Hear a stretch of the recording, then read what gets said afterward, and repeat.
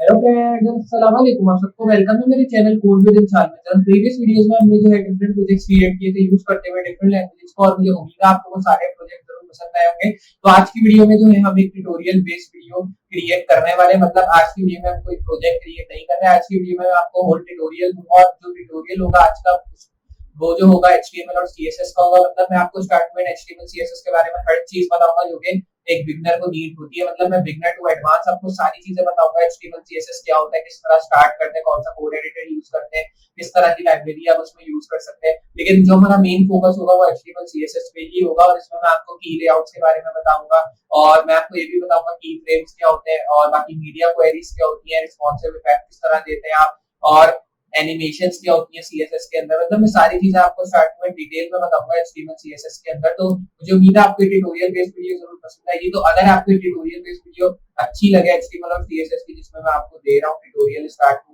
And, तो video को like करना ना भूलें। और अगर चैनल में इसी तरह की ट्यूटोरियल बेस्ड वीडियोस देखना चाहते हैं, चैनल को सब्सक्राइब करें, और सब्सक्राइब करने के साथ नोटिफिकेशन बेल भी ऑन कर दें। और मुझे कमेंट सेक्शन में जरूर बताएं कि इस तरह की वीडियोस अगर आप और चाहते हैं तो मैं इस तरह की और वीडियो लाता हूँ, ताकि आपको जो है और लैंग्वेजेस के बारे में सीखने को मिले। तो चलिए अब स्टार्ट करते हैं अपने ट्यूटोरियल से, और देखते हैं HTML CSS को स्टार्ट किस तरह करते हैं और क्या क्या चीजें इसमें इंक्लूड होती है। तो जैसा मैंने आपको स्टार्ट में बताया, आज की वीडियो में जो है मैं आपको सारी चीजें बताऊंगा जो कि हमें सीखनी होती है HTML और CSS के अंदर। मतलब मैं आपको आज फुल ट्यूटोरियल दूंगा HTML और CSS का। स्टार्ट में मैं आपको बताऊंगा किस तरह HTML CSS से वर्क करते हैं, कौन सा टेक्स्ट एडिटर हमें HTML CSS के लिए यूज करना चाहिए, और इसमें जो है लास्ट में जब हम HTML CSS सीख लेंगे स्टार्ट में, उसके बाद हम एक अमेजिंग वेबसाइट भी इसके थ्रू क्रिएट करेंगे। मतलब एक ई कॉमर्स साइट होगी जो कि हम क्रिएट करेंगे यूज करते हुए HTML और CSS को। तो चलिए स्टार्ट करते हैं अपनी वीडियो से और देखते हैं कि बेसिकली HTML CSS है क्या और किस तरह इसको जो है स्टार्ट में यूज करते हैं। तो बेसिकली HTML CSS को यूज करने के लिए सबसे पहले जो हमें नीड होगा वो टेक्स्ट एडिटर नीड होगा। तो हम आ जाते हैं गूगल में, गूगल क्रोम को ओपन कर लें, और फिर उसके बाद गूगल में आ जाए। आप कोई और भी ब्राउजर यूज कर सकते हैं, वो आपकी मर्जी है। बाकी जैसे आप गूगल में आएंगे, यहाँ पे आपको एक टेक्स्ट एडिटर सर्च करना होगा। तो अभी तक जो है मार्केट में बहुत सारे टेक्स्ट एडिटर आपको मिलेंगे HTML CSS को यूज करने में।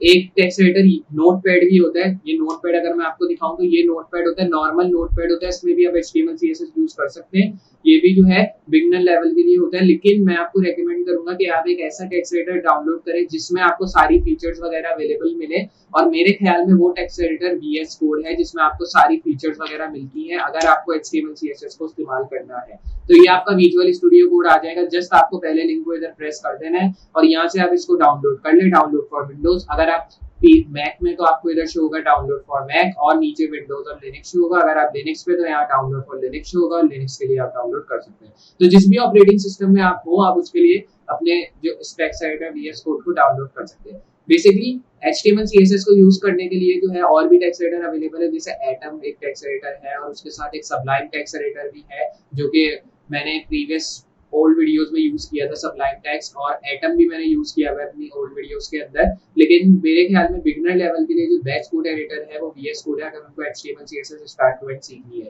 तो VS कोड को आपको डाउनलोड कर लेना है। VS कोड को डाउनलोड करने के बाद सिंपली कोई लाइब्रेरी आपको डाउनलोड नहीं करनी है, जस्ट क्योंकि हमें HTML CSS एक नॉर्मल कोडिंग लैंग्वेज है, तो जस्ट हम उस पर काम करेंगे, और उसके लिए हमें कोई भी लाइब्रेरी की जरूरत नहीं होने वाली है। तो मैंने ऑलरेडी VS कोड डाउनलोड कर लिया है, तो मैं इसको जस्ट अपने टास्क बार के थ्रू ओपन कर लेना हो। तो आप देख सकते हैं अब जो है मैंने अपना VS कोड डायरेक्टली ओपन कर दिया, और यहाँ पे हम एक फोल्डर क्रिएट करते हैं। इसके अंदर भी हम आ जाएंगे डेस्कटॉप में, और डेस्कटॉप में मैं एक फोल्डर क्रिएट करूंगा। इस फोल्डर को मैं नाम दे दूंगा HTML CSS ट्यूटोरियल। इस तरह करके मैंने इस फोल्डर को नाम दे दिया। अब इस फोल्डर को मैं ड्रैग एंड ड्रॉप कर दूंगा, या आप इसको डेस्कटॉप के थ्रू ओपन भी कर सकते हैं VS कोड के अंदर डायरेक्टली, या ड्रैग ड्रॉप कर ले। तो मैंने इसको ड्रैग ड्रॉप करके ओपन कर लिया। HTML CSS ट्यूटोरियल के नाम से हमारा फोल्डर आ चुका है। अब इसके अंदर हमें दो फाइल्स क्रिएट करनी होगी। ऑब्वियसली हम HTML और CSS पे काम कर रहे हैं, तो हमें एक फाइल HTML की क्रिएट करनी होगी, जिसका मैं नाम दे दूंगा as index.html, और हमारी जो दूसरी फाइल होगी उसको मैं नाम दे दूंगा as style.css। तो इधर आप देख सकते हैं मैंने दोनों फाइल्स क्रिएट कर ली। एक हमारी HTML फाइल आ गई और एक हमारी CSS फाइल आ गई। तो HTML मतलब जब हम HTML में काम करते हैं तो ऑब्वियसली इसमें एक फाइल की नीड होती है, और हम एक फाइल के अंदर ही सारा कोड लिखते हैं। लेकिन जब हम CSS में काम करते हैं तो CSS को हम दो तरीके से इस्तेमाल करते हैं, और वो मैं आगे चल के आपको बताऊंगा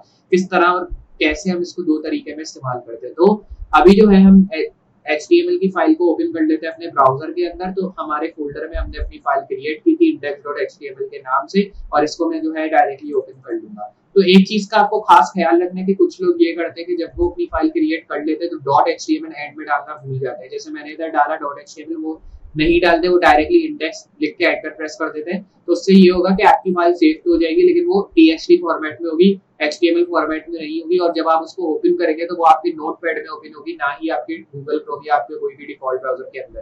तो आपको खास करके बहुत जरूरी है कि आपको डॉट एचटीएमएल लिखना। इससे ये होगा कि आपका जो ऑपरेटिंग सिस्टम या आपका जो कोड एडिटर है वो कॉन्फ़िगर कर पाएगा कि आपने जो फाइल सेव की है वो एचटीएमएल के लिए की है, या अगर आपने सीएसएस के लिए भी की है तो डॉट सीएसएस डाले आखिर में, ताकि वो कॉन्फ़िगर कर पाए कि ये फाइल आपने सीएसएस के लिए सेव की है। तो अब आप देख सकते हैं मैंने दोनों फाइल्स जो है सेव कर ली है और मैंने अपनी इंडेक्स फाइल भी ओपन कर ली है। सिंपली अब मैं जो है नॉर्मली इसको साइड बाय साइड कर दूंगा, जो कि मैंने अपनी प्रीवियस वीडियोस में भी किया है जब हम प्रोजेक्ट्स भी क्रिएट करते थे नेक्स्ट.जेएस के, उसमें भी जो है हम side by side he work करते थे। तो basically side by side work करने का यही रीजन है कि ताकि आपको सारी चीजें क्लियरली नजर आए और आपको जो है समझ में आए कि बेसिकली जो कोड मैं लेफ्ट में कर रहा हूँ किस तरह उसका इंटरफेस हमें राइट में शो हो रहा है, जस्ट इस तरह करके। अब आप देख सकते हैं हमारी फाइल आ चुकी है। मैं कंट्रोल बी प्रेस करके साइड पैनल कर दूंगा क्लोज, क्योंकि अब हमें इसकी नीड नहीं होगी। हमने अपनी मेन एचटीएमएल फाइल ओपन करके रखी हुई है। अब मैं इसमें बेसिकली ये करूंगा, अपने स्टार्टिंग एचटीएमएल कोड डालूंगा जो कि हमें नीड होते हैं जब हम एचटीएमएल से वर्क करते हैं। तो मैं इधर लिखूंगा एचटीएमएल इस तरह और मैं यहाँ टैब प्रेस कर दूंगा। टैब प्रेस करने के बाद आप देख सकते हैं एचटीएमएल का मुझे ओपन और क्लोज टैग मिल गया। अगर आप इसी तरह चाहते हैं कि आपका भी इस तरह टैग आए जब मैं टैब दबाऊं तो ओपन क्लोज आ जाए, या जब एंटर दबाएं तो ओपन क्लोज खुद ब खुद आ जाए, तो उसके लिए आपको एक एक्सटेंशन डाउनलोड करनी पड़ती है और उस एक्सटेंशन का नाम है, अगर मैं आपको दिखाऊं, एचटीएमएल। जैसे ही आप सर्च करेंगे तो आपको एक एक्सटेंशन पहले पे ही शो हो जाएगी एचटीएमएल स्क्रिप्ट्स की, और आप इसके डाउनलोड देख सकते हैं 9 मिलियन प्लस इसके डाउनलोड्स हैं।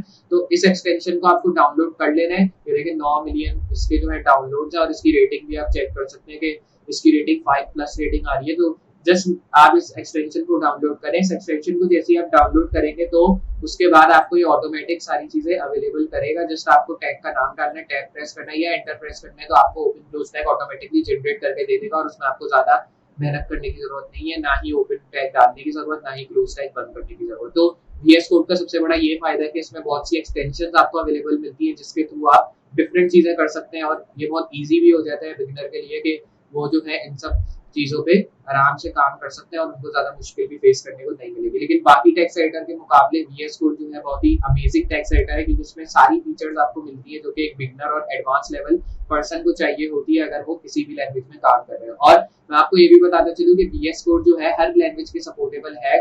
जैसे अगर आप HTML इस्तेमाल कर रहे हैं, जो कि हम ऑब्वियसली कर रहे हैं, HTML CSS, या आप PHP इस्तेमाल कर रहे हैं, या पाइथन इस्तेमाल कर रहे हैं, या फिर आप C++, C# वगैरह इस्तेमाल कर रहे हैं, तब भी जो है VS कोड टेक्स्ट एडिटर जो है आपके लिए बेस्ट टेक्स्ट एडिटर रहेगा, क्योंकि जैसा मैंने आपको बताया सारी लैंग्वेजेस को ये सपोर्ट करता है। तो चलिए अब स्टार्ट करते हैं। मैंने HTML डाल दिया है इधर। HTML डालने के बाद मैं एक हेड टैग क्रिएट करूंगा। हेड टैग के अंदर ही हम एक टाइटल टैग भी डाल देंगे। टाइटल में आप इधर टाइटल दे दें एज HTML CSS ट्यूटोरियल का मैं एक टाइटल दे दूंगा यहाँ पे, या सेव करके रिलोड करते तो अब आप देखेंगे हमें HTML CSS ट्यूटोरियल लिखा शो हो चुका है, क्योंकि ऑब्वियसली हम इस पे काम करने वाले हैं। तो आप एक तरह से अगर आपको CSS पे काम नहीं करना तो आप एक लाइब्रेरी भी यूज कर सकते हैं जो कि बूटस्ट्रैप है, और मैंने आपको बहुत सी वीडियोस में बूटस्ट्रैप के बारे में बताया, जो कि एक लाइब्रेरी है जो कि आपको सपोर्ट करती है स्टाइलिंग के लिए। आपको उसमें ज्यादा मेहनत नहीं करनी पड़ती है, आपको जस्ट उसमें कोड को कॉपी पेस्ट करना होता है, उसका CDN लिंक पहले आपको पेस्ट करना होता है, उसके बाद आप उसके कोड कॉपी पेस्ट कर सकते हैं, और जैसे ही आप उसको कॉपी पेस्ट करेंगे तो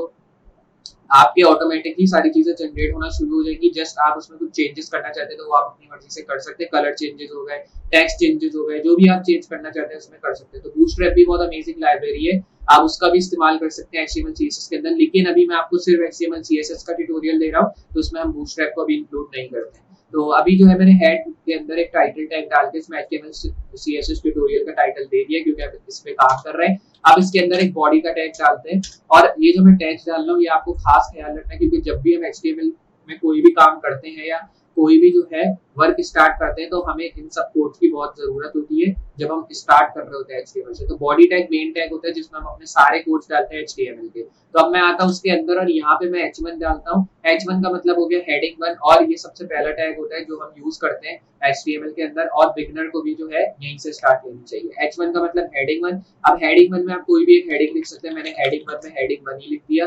मैं यहाँ से करूंगा सेव और यहाँ से मैं करूंगा रिलोड, तो आप देखेंगे मुझे हेडिंग 1 लिखा इधर शो हो चुका है। तो इधर आप देख सकते हैं बहुत ही अमेजिंगली हमें जो है हेडिंग 1 लिखा शो हो चुका है। और इसमें आप एक चीज ये भी गौर करें कि हमें हेडिंग 1 एक अमेजिंग फॉन्ट फैमिली के थ्रू शो हो रहा है, मतलब ये फॉन्ट फैमिली मैंने डाली नहीं है, लेकिन फिर भी जो है हमें नॉर्मली फॉन्ट फैमिली दे रहा है, क्योंकि ये सैंस सेरिफ की फॉन्ट फैमिली है जो कि HTML में ऑलरेडी होती है। अगर आप स्टार्ट लेते हैं HTML से तो इसने मुझे सैंस सेरिफ की फॉन्ट फैमिली इसने इस तरह करके शो करा दी। अब इसी तरह करके मुझे चाहिए एक सब हेडिंग भी। अब सब हेडिंग के लिए मैं यूज करूंगा H2 टैग।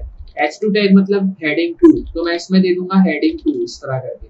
अब हेडिंग 2 देने के बाद मैं ऐसे करूंगा सेव और रिलोड। तो इधर आप एक चीज गौर करें कि हमने जो मेन हेडिंग डाली है हेडिंग 1 में, उसमें देखें आप हमारी जो हेडिंग 1 है वो हमें बड़ी नजर आ रही है और जो हेडिंग 2 है वो उससे हमें छोटी नजर आ रही है। अब इसी तरह मैं डालता हूँ हेडिंग 3, तो हेडिंग 3 जो है अब हेडिंग 2 से हमें छोटी नजर आएगी अगर मैं आपको दिखाऊं, और इसको यहाँ से करेंगे सेव और रिलोड। तो इधर आप देखेंगे हेडिंग 3 अब हेडिंग 2 से छोटी हमें नजर आ रही है। अब इसी तरह करके अगर मैं हेडिंग 4 डालता हूँ और इसमें मैं लिखता हूँ हेडिंग 4 इस तरह करके, और इसके साथ एक हेडिंग 5 भी होता है, हेडिंग 5 डालते हैं और यहाँ पे हेडिंग 6 डालते हैं। इस तरह मैंने डाल दी हेडिंग 6। अब ये डालने के बाद मैं यहाँ से करूंगा इसको सेव और रिलोड। तो आप देखेंगे मैंने 6 हेडिंग्स इधर डाल दी है। पहली हेडिंग जो हमने सबसे पहले डाली थी वो सबसे बड़ी शो हो रही है, हेडिंग 2 जो कि हमारी सब हेडिंग थी वो हमें उससे छोटी शो हो रही है, फिर हेडिंग 3 हमें उस हेडिंग 2 से भी छोटी शो हो रही है, हेडिंग 4 हमें हेडिंग 3 से भी छोटी लग रही है, और हेडिंग 5 हमें हेडिंग 4 से भी छोटी लग रही है, और फिर एंड में हमें हेडिंग 6 हेडिंग 5 से भी छोटी लग रही है। तो इधर आप देख सकते हैं ऑपोजिट फॉर्मेट चल रहा है इधर के, बड़ा छोटा छोटा छोटा इस तरह करके जो है एक फॉर्मेट हमें शो हो रहा है। तो बेसिकली ये फॉर्मेट मैं आपको इसलिए शो कराया क्योंकि जब हम हेडिंग्स का इस्तेमाल करते हैं तो ये 6 हेडिंग्स होती है। तो मैंने आपको पहले समझाना था कि बेसिकली हेडिंग HTML में क्या होता है, और ये सबसे पहला जो है टैग होता है जब हम HTML को इस्तेमाल करते हैं। तो हेडिंग से मैंने आपको बता दिया कि 6 हेडिंग कॉन्फ़िगर होती है। अब आप सोचेंगे कि हेडिंग 6 के बाद हेडिंग 7, हेडिंग 8, हेडिंग 9, हेडिंग 10 भी होता है। ये सब नहीं होता, सिर्फ हेडिंग 1 से लेके हेडिंग 6 तक हमारी हेडिंग्स हमें मिलेंगी, जो कि H1, H2, H3, H4, H5, H6 जो कि नॉर्मली टेक्स्ट कॉन्फ़िगर करती है। तो बेसिकली ये 6 हेडिंग्स होती है जो कि जो लोग हैं यूज करते हैं अपने प्रोजेक्ट्स के अंदर, और जो ज्यादातर यूज होने वाली हेडिंग है वो H1 है और H4 है। H4 भी बहुत जगह यूज होती है। अगर हम कोई पैराग्राफ लिख रहे हैं और हम चाह रहे हैं वो पैराग्राफ थोड़ा बोल्ड नजर आए तो उसके लिए जो है H4 यूज करते हैं, क्योंकि जो है H4 आपको दो चीजें प्रोवाइड करता है। एक तो आपका टेक्स्ट भी छोटा होता है और आपका टेक्स्ट बिल्कुल बोल्ड नजर आता है, तो कोई भी यूजर अगर उस टेक्स्ट को देखे तो उसको क्लियरली नजर आ जाएगा कि यस ये जो लिखा है बिल्कुल परफेक्ट है और ये मुझे क्लियरली नजर आ रहा है। तो इसलिए जो है H1 और H4 ये दोनों जो है ज्यादातर यूज होता है। H2 भी ज्यादा यूज होता है, लेकिन सब हेडिंग इतनी लोग यूज नहीं करते वेबसाइट या एप्लीकेशंस के अंदर, तो इसलिए जो है ये ज्यादा यूज नहीं होता है। ज्यादातर जो ज्यादा मतलब यूज होता है परसेंट के अंदर वो H1 और H4 है। तो बेसिकली मैंने अब आपको बता दिया कि 6 हेडिंग्स होती है, लेकिन अगर आपको फिर भी कोई डाउट है, जैसे अगर मैं आपको डाल के दिखा देता हूँ H7 का कोई टैग ही नहीं है। देखिए मैं H7 डालता हूँ अगर इस तरह, और मैं टैब प्रेस करता हूँ तो इधर आप देखेंगे कोई टैग ही नहीं आ रहा, क्योंकि H7 होता ही नहीं है। अगर मैं H6 डाल के टैब दबाऊं तो इसका टैग आ रहा है, मतलब H6 होता है। तो बेसिकली अगर आप इसको इस तरह भी बना लें, अगर मैं इसको इस तरह भी बना लेता हूँ और मैं इसमें लिख देता हूँ हेडिंग 7, तब भी मुझे जो है ये परफेक्टली शो नहीं करेगा रिलोड। तो आप देख सकते हैं इसने मुझे पैराग्राफ में शो करा दिया, इसने मुझे नॉर्मल हेडिंग के अंदर शो नहीं कराया, क्योंकि बेसिकली हेडिंग 7 का कोई टैग ही नहीं होता। हेडिंग 6 तक हमारे जो है टैग हमें मिलते हैं। तो मैंने आपको अब हेडिंग के टैग्स के बारे में बता दिया। अब हम चलते हैं CSS की तरफ। तो जब हम CSS को इस्तेमाल करते हैं, हमें CSS को इस्तेमाल करने के लिए दो तरीके यूज करने पड़ते हैं। एक पहला हमारा जो तरीका होता है वो इंटरनल CSS का होता है। इंटरनल CSS क्या होता है? इंटरनल CSS ये होता है कि अगर आपको CSS को HTML के अंदर ही इस्तेमाल करना है, मतलब मुझे अलग फाइल नहीं बनानी, जैसे मैंने इधर एक अलग फाइल क्रिएट की है, वो तो मैंने आपको दिखाने के लिए क्रिएट की है, लेकिन अगर कोई चाह रहा है कि उसने एक छोटा सा मतलब लैंडिंग पेज क्रिएट कर लिया, अब वो चाह रहा है कि मैं अलग CSS की फाइल क्रिएट नहीं करूं, मैं इस HTML फाइल के अंदर ही CSS पे कोड डाल के इस चीज को स्टाइल कर दूं। इसके लिए हम क्या कर सकते हैं? तो बेसिकली ये चीज भी आप कर सकते हैं जो कि हमें HTML फाइल के अंदर ही मिलती है। इसके दो तरीके होते हैं। पहला तरीका जो होता है वो स्टाइल टैग का तरीका होता है, या फिर आप ये तरीका इस्तेमाल कर सकते हैं। स्टाइल टैग मैंने डाला और मैंने इसको कर दिया टैग, तो आप देख सकते हैं स्टाइल टैग मेरा ओपन क्लोज आ गया। अब मैं इस स्टाइल टैग को यहाँ से करूंगा कॉपी, और मैं इस स्टाइल टैग को इस H6 के नीचे पेस्ट कर दूंगा, ताकि हमारी 6 की 6 हेडिंग स्टाइल हो जाए एक साथ। सेव करना है इसको यहाँ पे। अब आप इधर देखेंगे हमें एरर शो हो रहा है। एरर बेसिकली इसलिए शो हो रहा है क्योंकि हमने जो है H6 के नीचे इसको पेस्ट किया, लेकिन अगर मैं इसको करता हूँ Ctrl+C और मैं इसको ले जाता हूँ ऊपर की साइड इस तरह, तो अब आप देखेंगे हमें एरर शो नहीं हो रहा है। इधर क्यों नहीं शो हो रहा है? क्योंकि हमने जो है इसके अंदर अभी कोई टैग नहीं डाला है। अगर मैं इसको यहाँ से कॉपी करता हूँ और मैं इसको यहाँ पेस्ट कर देता हूँ H1 के नीचे, तो इधर आते हैं, अगर मैं इसको करता हूँ पेस्ट H1 के नीचे इस तरह, तो इधर आप देखेंगे अभी भी हमें एरर शो हो रहा है। क्यों शो हो रहा है? क्योंकि हमने अभी स्टाइल टैग के अंदर कुछ नहीं डाला है। लेकिन अगर मैं इसके अंदर एक क्लास दे देता हूँ, जैसे मैंने इधर एक क्लास दी, या आप कह सकते हैं इसमें मैं कलर देता हूँ और मैं कलर में लिखता हूँ इसका कलर होना चाहिए व्हाइट और इसके बैकग्राउंड का कलर होना चाहिए ब्लैक। ये मैंने लिखा और मैं इसमें यहाँ पे करूंगा सेव और यहाँ करता हूँ रिलोड। तो इधर आप देखेंगे H1 हमारा गायब हो चुका है क्योंकि उसमें हमने स्टाइल टैग इस तरह इस्तेमाल किया, इसलिए वो गायब हो चुका है। लेकिन अगर मैं स्टाइल क्लोज टैग को यहाँ से रिमूव करता हूँ और इसके साथ ये कलर और बैकग्राउंड भी जो मैंने लिखा है इसको भी अगर मैं रिमूव करता हूँ, तो इधर आप देखेंगे अब हमारा एरर जो है यहाँ से रिमूव हो जाएगा। तो इधर अगर मैं आपको दिखाऊं, इसको यहाँ पे इस तरह क्लोज कर दूं, इस तरह मैंने किया क्लोज। और अब बेसिकली मैं ये करूंगा स्टाइल को ऐसे रिमूव कर दूंगा। अब मैं आपको बताता हूँ कि बेसिकली किस तरह आप इसको स्टाइल कर सकते हैं। तो पहला वे जो मैंने आपको बताना था वो स्टाइल टैग का था, जो कि मैंने आपको बता दिया। उस वे से भी आप इसको स्टाइल कर सकते हैं। और जो हमारा दूसरा वे है जो कि स्टाइल टैग के अंदर ही का वे है, वो आप इस्तेमाल कर सकते हैं। जैसे मैं आया H1 के अंदर और यहाँ पे मैंने लिख दिया स्टाइल।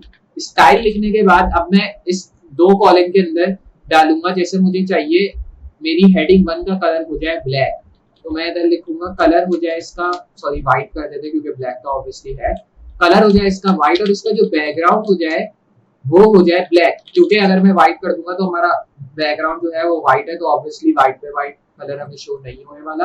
अब मैं इसको ऐसे करता हूँ सेव और रिलोड। तो इधर आप देखेंगे इसने मुझे व्हाइट टेक्स्ट शो करा दिया और इसने मुझे ब्लैक बैकग्राउंड शो करा दिया। तो एक चीज का आपको खास ख्याल रखें, जब आप कलर डिफाइन करें, जैसे मैंने कलर टैग डाला है, कलर टैग का मतलब हो गया कि आप टेक्स्ट का कलर डिफाइन कर रहे हैं। टेक्स्ट का कलर मेरा व्हाइट हुआ है, इधर आप देखें अगर हेडिंग 1 में आपको दिखाऊं टेक्स्ट का कलर इधर इसने व्हाइट किया, लेकिन मैंने जब लिखा बैकग्राउंड ब्लैक तो इसने मेरा बैकग्राउंड हाईलाइट करके ब्लैक कर दिया। तो बेसिकली ये जो है हमारा दूसरा तरीका होता है जो कि हम इंटरनल सीएसएस के अंदर कर सकते हैं। स्टाइल लिख के आप स्टाइल टैग के अंदर ही जो है अपनी चीजें डाल सकते हैं। अब आप इसमें पैडिंग दें, मार्जिन दें, कलर दे, बैकग्राउंड दे, जो आप देना चाहे वो आप अपनी मर्जी से दे सकते हैं। मैंने अभी नॉर्मली कलर दिया और बैकग्राउंड देके आपको बताया। तो मैंने इधर कलर दिया व्हाइट, टेक्स्ट का हमारा चेंज हो गया कलर व्हाइट, और जो हमारा बैकग्राउंड कलर था वो मैंने ब्लैक दिया और वो हमारा ब्लैक में जो है चेंज हो गया। उसने मुझे ब्लैक पीछे मेरे बैकग्राउंड पे हाईलाइट करके दे दिया। अब अगर मैं आता हूँ H2 में, और H2 में मैं यही चीज करता हूँ, लेकिन इसमें थोड़ा सा डिफरेंट होगा। इसमें मैं लिखूंगा स्टाइल और इसमें मैं लिखूंगा कलर, और इसमें कलर हो जाएगा क्रिम्सन। क्रिम्सन ये कलर होता है, रेड टाइप कलर होता है ये। और मैं इसमें बैकग्राउंड जो कर दूंगा वो हो जाएगा स्काई ब्लू। अगर मैं ये करता हूँ और यहाँ से मैं इसको करता हूँ सेव, सॉरी सेव करने से पहले इसको क्लोज करना है, फिर सेव करके अगर मैं रिलोड करता हूँ तो इधर आप देखेंगे मेरा टेक्स्ट हो गया क्रिम्सन कलर में चेंज, रेडिश कलर में, और इसका जो बैकग्राउंड है जो कि मैंने लिखा था स्काई ब्लू, उसके अंदर मेरा बैकग्राउंड मतलब इसने मुझे हाईलाइट करके दे दिया। इसी तरह H3 में आते हैं, यहाँ मैं लिखता हूँ फिर से स्टाइल टैग। अब स्टाइल टैग के अंदर फिर मैं कलर डालता हूँ। कलर हमारा इस बार डिफरेंट हो जाएगा। मैं कलर देना चाह रहा हूँ टेक्स्ट का इस बार येलो हो जाए, और जो हमारा बैकग्राउंड हो इस बार वो होना चाहिए, जैसे मैं कर देता हूँ ब्लू। सेव करना है यहाँ पे और रिलोड। तो इधर आप देखेंगे मेरा टेक्स्ट चेंज हो गया येलो कलर में, और मेरा जो बैकग्राउंड है इसने मुझे ब्लू के अंदर हाईलाइट करके दे दिया। लेकिन जब आप इसको लिखते हैं ब्लू तो ये आपको डार्क ब्लू करके देता है, लेकिन अगर आप चाह रहे हैं लाइट ब्लू करना तो वो भी आप कर सकते हैं। मैंने जानबूझ के लाइट ब्लू नहीं किया क्योंकि ऑब्वियसली मैंने ऊपर स्काई ब्लू कलर डाला है, तो मुझे अब नीड नहीं होगी क्योंकि फिर दोनों कलर सेम हो जाएंगे और आपको मैं डिफरेंस शो नहीं करा पाऊंगा। इसलिए मैंने ब्लू डाला है ताकि थोड़ा सा डार्क शो हो जाए और मैं आपको डिफरेंस शो करा सकूं। तो इधर आप देख सकते हैं मैंने स्काई ब्लू डाला, स्काई ब्लू में कर दिया, ब्लू डाला तो बैकग्राउंड इसने मुझे ब्लू में करके दी है, और मेरा टेक्स्ट जो है इसने मुझे येलो में चेंज करके दे दिया, और एट द टॉप इसने मुझे जो है मेरा टेक्स्ट क्रिम्सन में भी चेंज करके दे दिया। और मैं इधर वापस स्टाइल टैग डालता हूँ। अब इसमें कलर हम चेंज करके मैं इसको कर दूंगा, जैसे मैंने इसका टेक्स्ट कलर कर दिया इस बार ब्लू, और ब्लू करने के बाद अब मैं इसका बैकग्राउंड दूसरे कलर में कर दूंगा। इसका जो बैकग्राउंड में चाह रहा हूँ वो हो जाए जैसे क्रिम्सन, इस तरह मैंने कर दिया। इसको मैं ऐसे करूंगा सेव और रिलोड। तो इधर आप देखेंगे मेरा बैकग्राउंड इधर क्रिम्सन कलर में चेंज हो गया, और जो मेरा टेक्स्ट है वो मेरा हेडिंग 4 का जो टेक्स्ट है वो मेरा ब्लू कलर में चेंज हो गया, जो कि मैंने इधर मेंशन किया। अब इसी के साथ H5 में आ जाएंगे इसी तरह, और H5 में अगर मैं मेंशन करूं स्टाइल, और इसमें अब मैं कलर दे देता हूं एज, लाइक कोई भी कलर आप अपनी मर्जी से मेंशन कर दें। मैं इसमें मेंशन कर दूं जैसे ग्रीन टेक्स्ट कलर, और मैं इसमें जो बैकग्राउंड लिख दूंगा वो हो जाएगा जैसे येलो। अब मैं इसको ऐसे करूंगा सेव, और मैं इसको यहाँ से कर दूंगा रिलोड।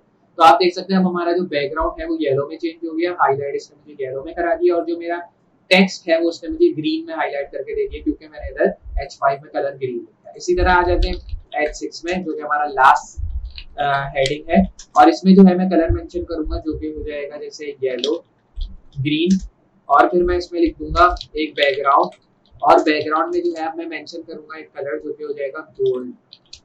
फिर मैं इसको यहाँ करूंगा सेव और यहाँ करेंगे रिलोड। तो अब आप देख सकते हैं मेरा जो बैकग्राउंड है वो गोल्ड के अंदर चेंज हो गया और जो मेरा टेक्स्ट कलर है वो मुझे येलो ग्रीन के अंदर शो करा के दे रहा है। इस तरह आप देख सकते हैं मल्टी कलर्स में मैंने अपने टेक्स्ट और हेडिंग को स्टाइल कर दिया और इसमें मैंने डिफरेंट कलर्स भी दे दिए। तो अब हमें समझ में आ गया कि इंटरनल सीएसएस क्या होता है और किस तरह इंटरनल सीएसएस को हम अपनी एचटीएमएल फाइल के अंदर यूज कर सकते हैं। तो ये बेसिकली तरीका है इंटरनल सीएसएस को यूज करने का। अब ये जरूरी नहीं है कि आप स्टाइल के अंदर कलर या बैकग्राउंड ही डिफाइन करें, इसमें आप डिफरेंट चीजें कर सकते हैं। जैसे अगर आपको अपने टेक्स्ट को पैडिंग देनी है, अगर मैं इसको रिमूव करूँ इस टेक्स्ट वगैरह को और मैं इसकी जगह लिख दूं पैडिंग, पैडिंग में मैं लिख दूं इसकी पैडिंग होनी चाहिए 25 पिक्सल। यहाँ मैं सेव करके रिलोड करता हूँ तो आप देखें H6 हेडिंग 6 जो है हमें यहाँ नजर आ रहा है क्योंकि मैंने इसकी पैडिंग मेंशन कर दी 25 पिक्सल। अब मैं यही चीज सब पे मेंशन कर दूंगा जैसे मैंने इधर मेंशन किया। तो मैं सिंपली ये करूंगा कि मैं इसको यहाँ से कॉपी कर लूंगा इस पैडिंग 25 पिक्सल को और सिंपली मैं इसको हर जगह पेस्ट कर दूंगा। इस तरह मैंने किया पेस्ट।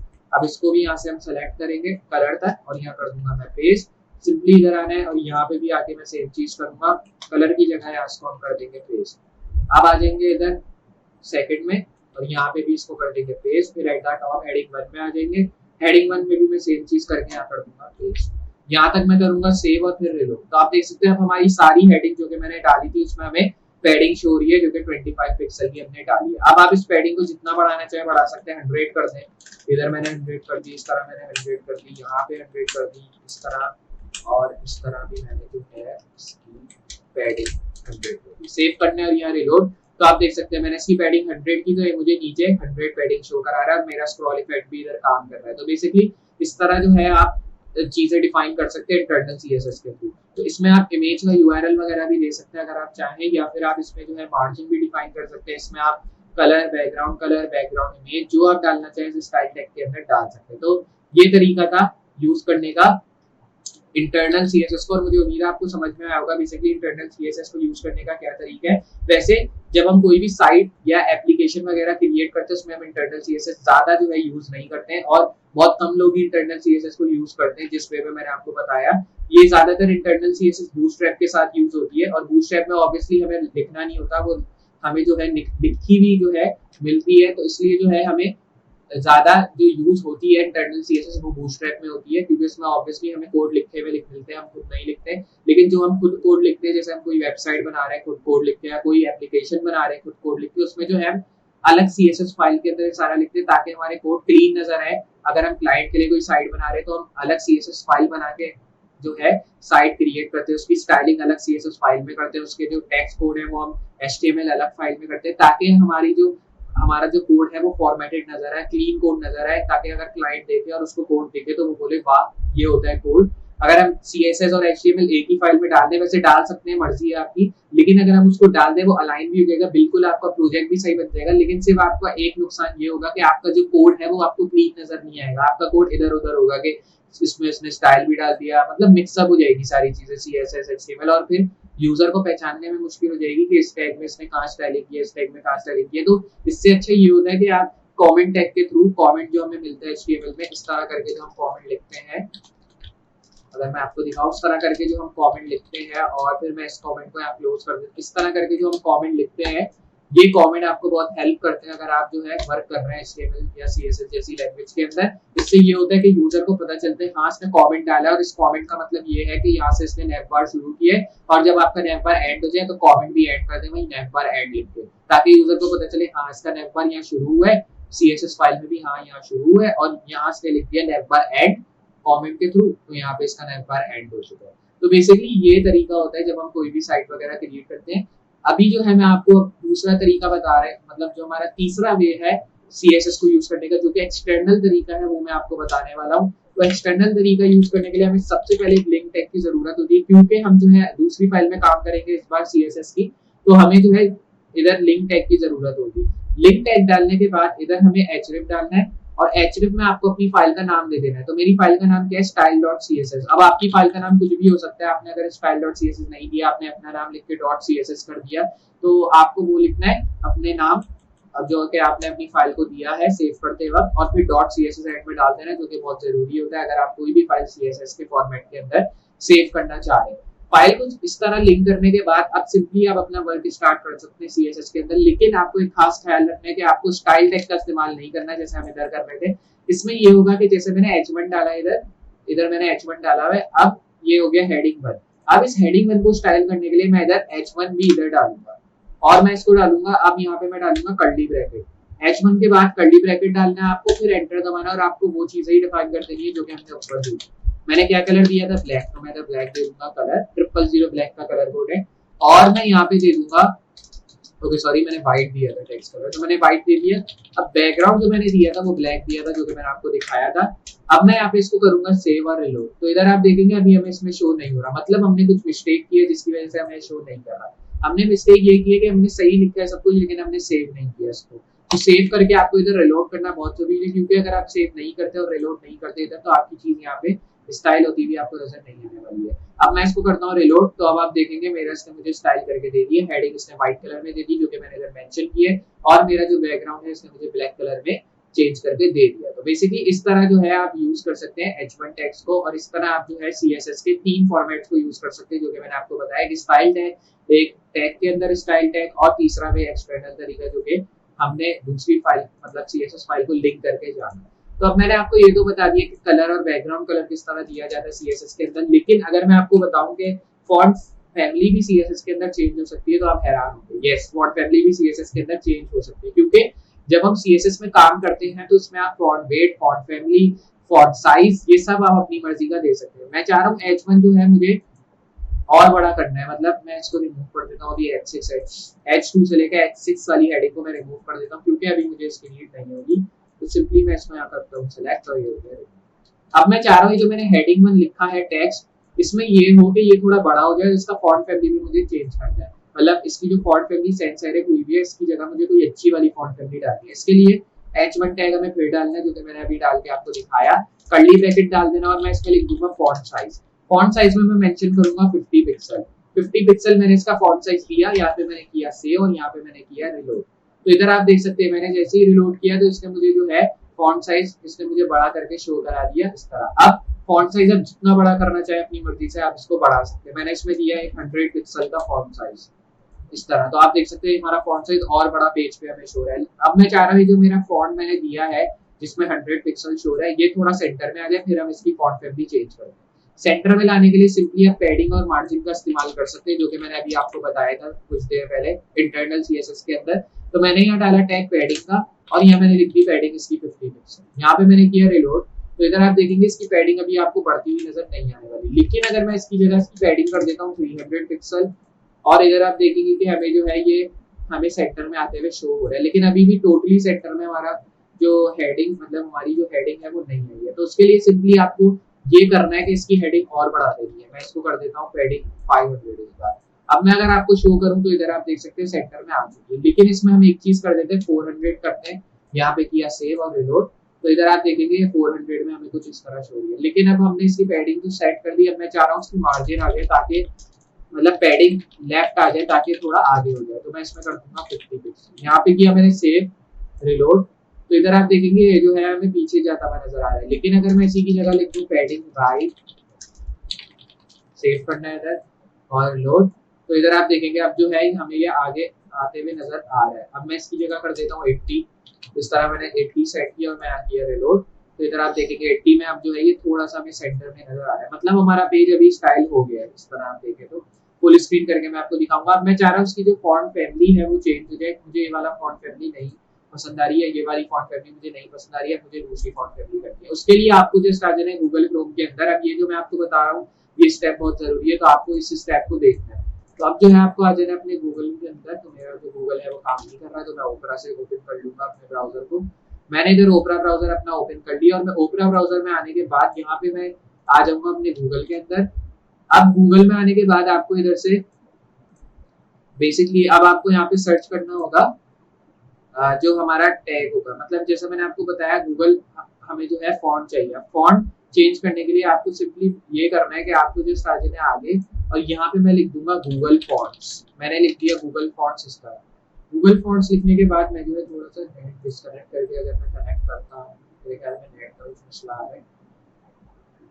ओके, नेट सही है। तो अब जो है अगर आप इसको यहाँ पे करेंगे रिफ्रेश, तो अभी जो है मेरा गूगल थोड़ा मसला कर रहा है, तो मैं आपको जो है बाद में बताता हूँ उसके बारे में। लेकिन अभी मैं अगर आपको दिखाऊं तो इधर आप देख सकते हैं कि हेडिंग वन हमने जो लिखी है इस तरह शो गई। अब मैं इसमें हेडिंग वन में कुछ चेंजेस करना चाह रहा हूँ। मैं चाह रहा हूँ इस हेडिंग वन में जो है हम एक अमेजिंग सी अंडरलाइन दें, मतलब मैं चाह रहा हूँ इसमें एक अंडरलाइन आ जाए इस हेडिंग के अंदर। अंडरलाइन डालने के लिए आपको सिंपली इधर लिखना है टेक्स्ट डेकोरेशन, और टेक्स्ट डेकोरेशन में हमें क्या चाहिए थी, मैंने आपको बताया अंडरलाइन चाहिए हमें, तो मैं इधर लिख दूंगा अंडरलाइन। यहाँ पे मैंने किया सेव और रिलोड, तो अब आप देखेंगे मेरे टेक्स्ट के अंदर इधर मुझे अंडरलाइन शो हो रही है। अब मैं यही करता हूँ, ये जो पैडिंग और मार्जिन मैंने लिखी है इसको पैडिंग और पैडिंग राइट इसको मैं रिमूव कर देता हूँ, क्योंकि इसकी वजह से मुझे मेरा टेक्स्ट परफेक्टली शो नहीं हो पा रहा। रिलोड, तो अब आप देख सकते हैं मैंने जैसे ही लिखी इधर टेक्स्ट डेकोरेशन अंडरलाइन, तो इधर इससे मुझे हेडिंग वन के नीचे एक अंडरलाइन शो करा दी। अब अंडरलाइन की जगह आप इधर ये भी लिख सकते हैं, जैसे मैं अगर आपको दिखाऊं, मैंने इधर डाला टेक्स्ट डेकोरेशन, अब मैंने इसकी जगह डाल दिया डॉटेड। डॉटेड लिखने के बाद मैंने इसको यहाँ किया सेव और मैंने किया रिलोड, तो आप देखेंगे इधर हमें कुछ भी शो नहीं हो रहा है। लेकिन अगर मैंने इसकी जगह यहाँ लिख दिया डैश लाइन या डैश लिख दिया इस तरह रिलोड, तो अभी भी हमें कुछ नहीं शो हो रहा। लेकिन अगर मैंने इसको रिमूव किया और फिर मैंने लिख दिया अंडरलाइन, तो अब मुझे अंडरलाइन शो होगी। तो इधर आप देख सकते हैं इसने मुझे अंडरलाइन मेरे टेक्स्ट के नीचे शो करा दी। अब मैं चाह रहा हूँ मेरा टेक्स्ट जो है इटैलिक भी हो, तो मैं इसके लिए क्या करूंगा, मैं यहाँ जाऊंगा और यहाँ लिखूंगा टेक्स्ट डेकोरेशन का टैग फिर से, और यहाँ पे मैं कर दूंगा इटैलिक इस तरह। अगर मैंने इटैलिक करके इसको रिलोड किया तो आप देख सकते हैं ये हमें वर्क नहीं कर रहा क्योंकि हमने जो है इसमें इटैलिक का लिखा है। और मैं इसमें लिख दूंगा फॉन्ट स्टाइल। अब यहाँ पे अगर मैं लिखता हूँ इटैलिक, तो आप देखेंगे आप इटैलिक में शो होगा हमारा फॉन्ट। तो इधर आप देख सकते हैं इसने मुझे मेरा फॉन्ट जो है इटैलिक में शो कर दिया। फॉन्ट फैमिली वही है, लेकिन सिर्फ चेंज ये हुआ है, इसने मुझे मेरी फॉन्ट फैमिली इटैलिक में शो करा दी। अब जो है मैं आपको ये भी दिखाता हूँ कि फॉन्ट फैमिली जो है किस तरह चेंज करते हैं। फॉन्ट फैमिली चेंज करने के लिए आपको यहाँ पे एक टैग डालना है फॉन्ट फैमिली का। जो फॉन्ट फैमिली आपको डालनी है वो आप डाल दो। मैं ज्यादातर ओपन सेंस और पॉपिंस का इस्तेमाल करता हूँ, लेकिन अभी मेरा गूगल क्रोम वर्क नहीं कर रहा, जिसकी वजह से मैं आपको शो नहीं करा पा रहा हूँ। तो इधर मैंने font family open sense comma sans serif डालनी है। और आपको खास ख्याल ये रखना है, जो भी आप फॉन्ट फैमिली डालें इस कॉलम के अंदर, उसके बाद आपको कॉमा डाल के सेंस सेरिफ डालना बहुत जरूरी है, क्योंकि ये आपकी मेन ग्रुप फॉन्ट फैमिली होती है। तो इसके बिहाफ पे ही आपको वो जो है दूसरी फॉन्ट फैमिली बना के देगा। मैं सेव करके यहाँ रिलोड करता हूँ, तो आप देखेंगे इसने मुझे मेरी फॉन्ट फैमिली ओपन सेंस के अंदर चेंज करके दे दी बेसिकली इस तरह।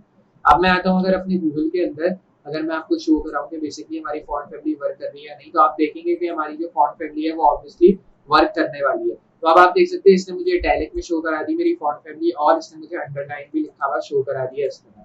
तो बेसिकली इस तरह जो है आप इसको यूज कर सकते हैं। तो इसने मुझे हेडिंग वन शो करा दी और टेक्स्ट डेकोरेशन के थ्रू अंडरलाइन भी शो करा दी, जो कि मैंने इधर डाली थी। अब मैं आ जाता हूँ अपनी मेन HTML फाइल के अंदर, और मैंने आपको दिखा दिया किस तरह आप अपनी हेडिंग को स्टाइल कर सकते हैं और किस तरह जो है बेसिकली आप यूज कर सकते हैं CSS को। अब HTML के अंदर एक और चीज होती है जो कि div कहलाती है। div क्या होता है, div क्लासेस के अंदर आता है। जैसे मैंने इधर एक डाला div टैग, और इसमें मैं क्लास दे दूंगा, जैसे मैं क्रिएट कर रहा हूँ एक नैव बार। अभी मैंने हेडिंग रिमूव कर दिया क्योंकि अब मैंने आपको हेडिंग के बारे में सब बता दिया जो कि नीड होता था। अब मैं यहाँ करूंगा सेव, यहाँ भी करूंगा सेव, और यहाँ करूंगा रिलोड। सारी चीजें रिमूव हो चुकी है क्योंकि मैंने अभी तक क्लास डाली है इधर। अब मैंने इधर डाली क्लास एज नेवबार। अब मैंने इधर क्लास डाल दी नेवबार। अब मुझे इस div टैग के अंदर कुछ चीजें डिफाइन करनी है। जैसे मैं डालता हूँ एक UL टैग जो कि unordered list li tag a tag. ये मैंने बेसिकली इसलिए डाला है क्योंकि जब हम नेवबार क्रिएट करते हैं तो हमें अनऑर्डर्ड लिस्ट के अंदर लिस्ट डालनी होती है जिसमें a टैग डालते हैं, ताकि यूजर को पता चले ये हमारा नेवबार क्रिएट होता है। अब मैं इसी लिस्ट टैग को यहाँ से कॉपी करूंगा a टैग के साथ बाय प्रेसिंग Ctrl+C, और मैं इसको कर दूंगा पेस्ट। जितनी बार आप चाह रहे हैं आपका नेवबार आए। अब होम के बाद मैं लिख दूंगा इधर अबाउट, यहाँ लिख दूंगा मैं सर्विस, और यहाँ पे मैं लिख दूंगा ब्लॉग। ये लिखने के बाद यहाँ मैं करूंगा सेव और रिलोड। तो इधर आप देखेंगे मुझे कुछ नेवबार्स इधर शो हो गए, 4 नेवबार्स इधर शो हो गए। अब मैं चाह रहा हूँ इन नेवबार्स को मैं स्टाइल करूँ। स्टाइलिंग करने के लिए आपको जस्ट वापस आ जाना अपनी CSS फाइल के अंदर जो कि मैंने लिंक कर दी है। अब आपको ये करना है कि जब आप क्लास को डिफाइन करते हैं, किसी भी क्लास को जब आप स्टाइल करना चाहते हैं, तो आपको डॉट नेवबार डालना होता है।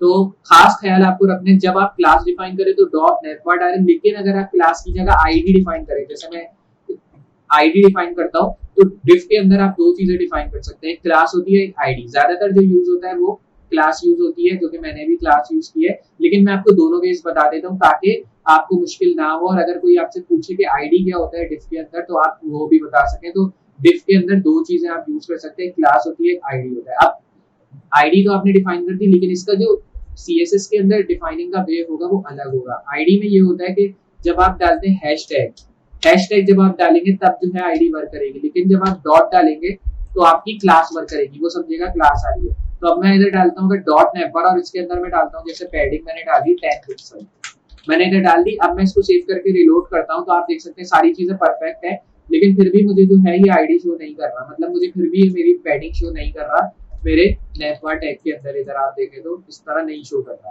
तो ये क्यों नहीं शो कर रहा? क्योंकि हमने आईडी नेटबार डाली हुई है, और जब हम आईडी डालते हैं तो उस पर हमें डॉट नहीं डिफाइन करना होता है, हमें हैशटैग डालना होता है। अगर मैं हैशटैग डालता हूँ उसकी जगह और मैं अब डालता हूँ पैडिंग 25 पिक्सल, तो आप देखेंगे इसने अब मुझे पैडिंग 25 पिक्सल शो करा दी। अब मैं इसको यहाँ सेव करता हूँ, इसकी जगह मैं डॉट डालता हूँ, सेव किया, रिलोड, तो आप देखें कुछ भी नहीं हो रहा। क्यों नहीं हो रहा है? क्योंकि मैंने इधर डाली है आईडी, और जैसा मैंने आपको बताया जब आप आईडी डिफाइन करते हैं तो आपको सीएसएस फाइल के अंदर हैशटैग यूज करना पड़ता है। लेकिन अगर मैं आईडी की जगह यहाँ डालता हूँ क्लास, अब मैं सेव करके रिलोड करता हूँ तो आप देखेंगे 25 पिक्सल पैडिंग इधर वर्क कर रही है। लेकिन अब मैं इसी की जगह हैशटैग डाल देता हूँ और सेव करके रिलोड करता हूँ तो नहीं वर्क कर रही मेरी पैडिंग, क्योंकि मैंने आईडी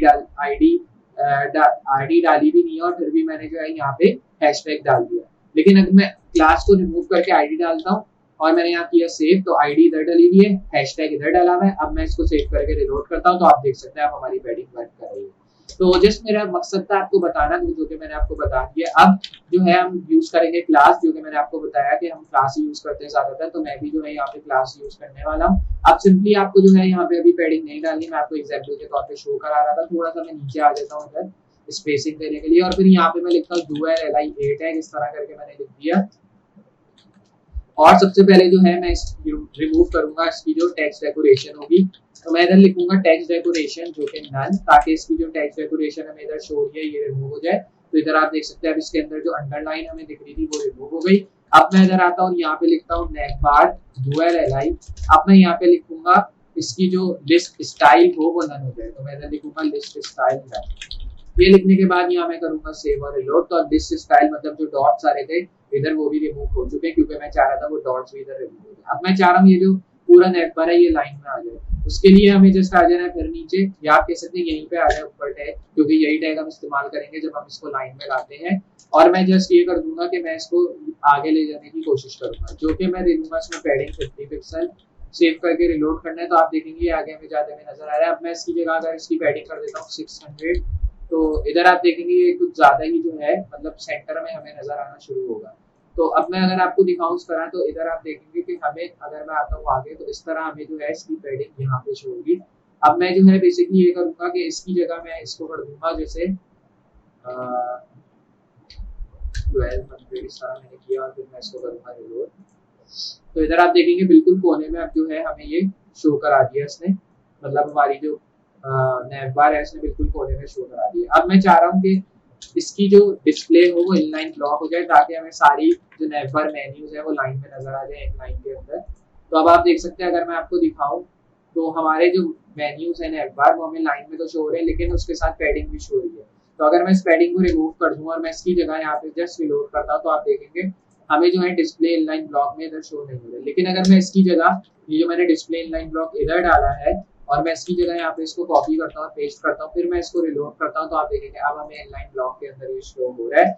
और मैं जस्ट ये करूंगा कि जहाँ पे हमने ये डाला है इसकी जगह मैं पैडिंग देता हूँ अगर, लेकिन मैं दूंगा पैडिंग लेफ्ट इस बार जो कि 50 पिक्सल, और मैं यहाँ करूंगा सेव करके रिलोड। तो इधर आप देखेंगे हमें यहाँ से इसकी पैडिंग शो हो रही है।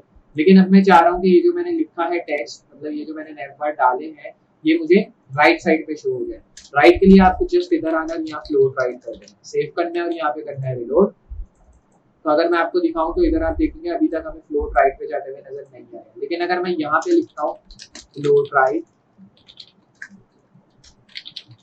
सेव करना है इधर और यहाँ पे आके रिलोड, तो इधर आप देखेंगे हमें अब राइट पे आते हुए नेटबार शो हो गए। लेकिन आप इसमें एक चीज गौर करें कि उल्टे शो हो रहे हैं, ब्लॉक पहले आ रहा है, सर्विस बाद में, अबाउट बाद में, इस तरह हमें नहीं करना। हमें करना है कि होम पहले आए उसके बाद लास्ट में अबाउट हमें शो। तो उसके लिए बेसिकली हमें जो है कुछ चीजें ऐड करनी पड़ेगी इसके अंदर। तो उसके लिए हमें जो है जस्ट आ जाना है अपनी फाइल में फिर से। यहाँ पर आने के बाद मैं जस्ट इसमें ये करूंगा कि आगे ले जाने के लिए मैंने पैडिंग लेफ्ट जैसे 50 मेंशन की, इसकी जगह मैंने 100 दे दी। 100 देने के बाद आप देखेंगे हमें जो है वापस से आगे जाते हुए नजर आ रहा है, लेकिन इसमें फिर हमें जो है वही चीज नजर आ रही है कि हमें इसमें पैडिंग शो नहीं हो रही है। तो अब मैं आ जाऊंगा इधर, अब यहाँ पे मैं करूंगा पैडिंग लेफ्ट, यहाँ कर देंगे पैडिंग लेफ्ट और यहाँ मैं करूंगा 50 पिक्सल। यहाँ करना है रिलोड। तो इधर आप देखेंगे अगर मैंने रिलोड किया तो इधर हमें जो है पैडिंग लेफ्ट इस तरह कुछ शो हो रही है। लेकिन अगर मैं इस पैडिंग लेफ्ट की जगह यहाँ यहाँ पे मैं अगर पैडिंग राइट देता हूँ तो आप देखते हैं कि क्या होता है। सेव और यहाँ करते हैं रिलोड, तो आप देखेंगे पैडिंग राइट जैसी मैंने मेंशन की तो ये राइट साइड की तरफ जा रहा है इस तरह करके। लेकिन अब जो है मैं अगर इसकी जगह मार्जिन मेंशन करते हैं, मार्जिन राइट सेव और यहाँ रिलोड करते हैं तो इधर आप देख सकते हैं इस तरह हमें जो है शो होगा। लेफ्ट सेव करना है और यहाँ पे करते हैं रिलोड, तो अब आप देख सकते हैं मुझे लेफ्ट पे जाते हुए नजर आ रहा है। 100 पिक्सल करते हैं तो आप देखेंगे ये 100 पिक्सल के थ्रू हमें जो है राइट पे जाते हुए हमें नजर आ रहा है। अब मैं आता हूँ इधर और अब जो है यहाँ पे आने के बाद मैं इसको चेंज करता हूँ 90 के अंदर, या आप कह सकते हैं 130, सेव करना और यहाँ रिलोड। तो इधर आप देखेंगे अब जो है हमें इसमें कुछ नैप बार इधर स्टाइल होते हुए नजर आ रहे हैं। तो इधर आप एक चीज गौर करें कि हमारे जो नैप बार हैं वो टोटली इधर क्रिएट हो चुके हैं। अब मैं इधर मार्जिन को रिमूव करके सिर्फ फ्लोट राइट रहने देता हूँ अगर, और मैं यहाँ रिलोड करता हूँ तो इधर आप देखेंगे हमें जो है फ्लोट राइट पे अभी शो नहीं हो रहा है। लेकिन अगर मैं यहाँ लिखता हूँ फ्लोट राइट सेव करना और यहाँ पे करना है रिलोड तो इधर आप देखेंगे ये राइट पे आ गए फ्लोट होके। अब मैं जस्ट ये करूंगा जहाँ पे हमने ब्लॉग लिखा है इसकी जगह मैं यहाँ लिख दूंगा होम और यहाँ लिख देंगे अबाउट, फिर उसके बाद यहाँ मैं लिख दूंगा सर्विस और फिर एट द टॉप हम लिख देंगे ब्लॉग। ये लिखने के बाद यहाँ मैं करूंगा सेव और रिलोड, तो अब आप देख सकते हैं हमारा होम आ गया इधर और अबाउट सर्विस ब्लॉग कोने में चला गया। अब मैं बेसिकली ये करूंगा जो हमने पैडिंग लेफ्ट इधर मेंशन की है उसको मैं रिमूव करके कर दूंगा 20 पिक्सल और यहाँ पे हम करेंगे रिलोड। तो इधर आप देख सकते हैं हमारे नैप बार इधर शो है। अब मैं चाह रहा हूँ ऊपर से भी थोड़ी स्पेसिंग शो हो तो इधर मैं मेंशन करूंगा पैडिंग आ गई 20 पिक्सल और मैं यहाँ पे करूंगा सेव और फिर रिलोड। तो अब आप देख सकते हैं हमें ऊपर से भी इसकी स्पेसिंग शो हो रही है। अब इसी तरह मैं चाह रहा हूँ कि थोड़ी और बढ़ जाए स्पेसिंग तो मैं 40 पिक्सल कर देता हूँ। तो अब आप देख सकते हैं मैंने 40 पिक्सल की तो और स्पेसिंग हमें जो है ऊपर से शो हो चुकी है। 40 पिक्सल कुछ ज्यादा हो चुकी है तो मैं इसकी जगह कर देता हूँ 30 पिक्सल अगर करते हैं और रिलोड। तो अब आप देखेंगे हमें 30 पिक्सल जो है इधर शो हो चुकी है। और यहाँ पे जो है अब मैं चाह रहा हूँ कि ये हमारा नैप बार जो है टोटली स्टाइल हो चुकी है और इसके अंदर मुझे कुछ चीजें और ऐड करनी है कि मैं चाह रहा हूँ कि थोड़ी सी स्टाइलिंग आ जाए इसमें। स्टाइलिंग के लिए अब मैं बेसिकली ये करूंगा कि मैं जो है आ जाऊंगा H1 के मतलब अपनी HTML फाइल के अंदर और यहाँ पे मैं मेंशन करूंगा H1 का टैग जिसमें मैं लिखूंगा लोगो और मैं यहाँ करूंगा रिलोड। तो इधर आप देखेंगे अब हमें इधर एक लोगो लिखना शो हो चुका है। लेकिन आप एक चीज गौर करें कि जैसे ही मैंने लोगो लिखा तो हमारी जो नैप बार है वो नीचे जा रहा है। तो मैं इसको करता हूँ रिलोड। तो इधर आप देख सकते हैं अब जो है मैंने जैसे ही लोगो हटाया तो ये कुछ इस तरह आ चुका है। अब मुझे इसको स्टाइल करना है। स्टाइलिंग के लिए सिंपली मैं वही चीज आपको रेकमेंड करूंगा कि आप वही कर सकते हैं जो कि मैंने आपको बताया है। आप लिखें डॉट नैप बार ULLI या फिर आप जो है इसी के अंदर डायरेक्टली क्रिएट करें तो आपको जरूरत नहीं पड़ेगी बार बार लिखने की। और मैं चाह रहा हूँ कि इसका जो कलर हो टेक्स्ट कलर वो चेंज हो जाए और इसका टेक्स्ट कलर मैं चाह रहा हूँ ब्लैक में आ जाए और इसको यहाँ करते हैं सेव और रिलोड। तो इधर आप देख सकते हैं इसका टेक्स्ट कलर हो गया चेंज ब्लैक के अंदर। और अब जो है इसमें आप एक चीज गौर करें कि हमारा जो टेक्स्ट है वो ब्लैक में आ गया और ब्लैक में आने के बाद अगर मैं जो है इसमें कोई और चेंज लाना चाह रहा हूँ तो वो भी आप ला सकते हैं। तो वो चेंज लाने के लिए बेसिकली आपको ये करना होगा कि आपको आ जाना है जस्ट इसके नीचे और यहाँ पे आने के बाद अब आप जो है इसमें कुछ कलर भी दे सकते हैं। मतलब अगर आप चाह रहे हैं कि इसमें कोई हमें एक चीज शो हो जाए जो कि कह सकते हैं हमें इसमें एक फॉन्ट फैमिली चाहिए। फॉन्ट फैमिली मैंने डाल दी जो कि ओपन सेंस की हो जाएगी जो कि मैंने ऊपर भी डाली थी। और यहाँ पे मैं कर दूंगा कॉमा सेंसर है, यहाँ पे करना है सेव और रिलोड। तो आप देख सकते हैं फॉन्ट फैमिली मुझे शो हो गई है जो कि ओपन सेंस की है, मैंने इधर डाल दिया। अब मैं इसमें चाह रहा हूँ कोई अच्छा सा हवर इफेक्ट शो हो। हवर इफेक्ट मतलब जब हम माउस के थ्रू जो है इस पे हवर करें तो कुछ अच्छी सी हमें इसमें हवर इफेक्ट शो हो जाए। मैंने लिखूंगा पहले कर्सर पॉइंटर, यहाँ पे मैंने इसको किया सेव। अब मैं यहाँ मेंशन करूंगा नेट बार ULLI और यहाँ मैं लिखूंगा इस बार हवर ताकि मुझे हवर इफेक्ट शो हो। और अब जो है मैं इसमें हवर इफेक्ट में लिखूंगा बैकग्राउंड जो कि इसका हो जाए ट्रांसपेरेंट। मैं लिखूंगा बैकग्राउंड इसका मुझे चाहिए क्रिम्सन कलर का और उसमें इसका टेक्स्ट जो हो जाए वो कलर चेंज हो जाए व्हाइट में।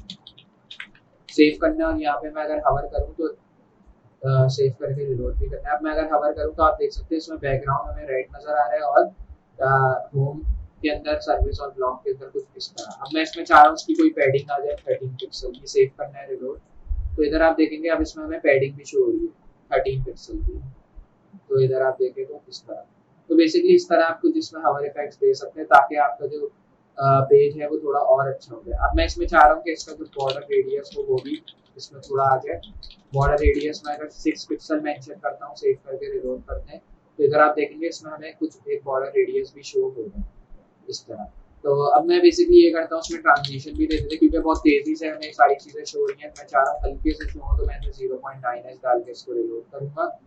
तो इधर आप देख सकते हैं बिल्कुल हल्के से हमें जो है सारी चीज़ें शो हो रही है, जो कि टोटली अमेजिंग है। अगर मैं आपको दिखाऊं तो इधर आप देख सकते हैं। तो बेसिकली इस तरह जो है आप इसको क्रिएट कर सकते हैं और इस तरह आप इसमें हवर इफेक्ट वगैरह डाल सकते हैं। लेकिन अगर आप चाह रहे हैं कि जैसे होम को मैं चाह रहा हूँ कि होम पहले से ही इसमें ये सब आए, तो उसके लिए हमें जो है ये करना है कि हमें आ जाना है अपने इंडेक्स फाइल के अंदर, और यहाँ मैं आ जाऊंगा होम के अंदर। यहाँ मैं स्पेन टैग डालूंगा।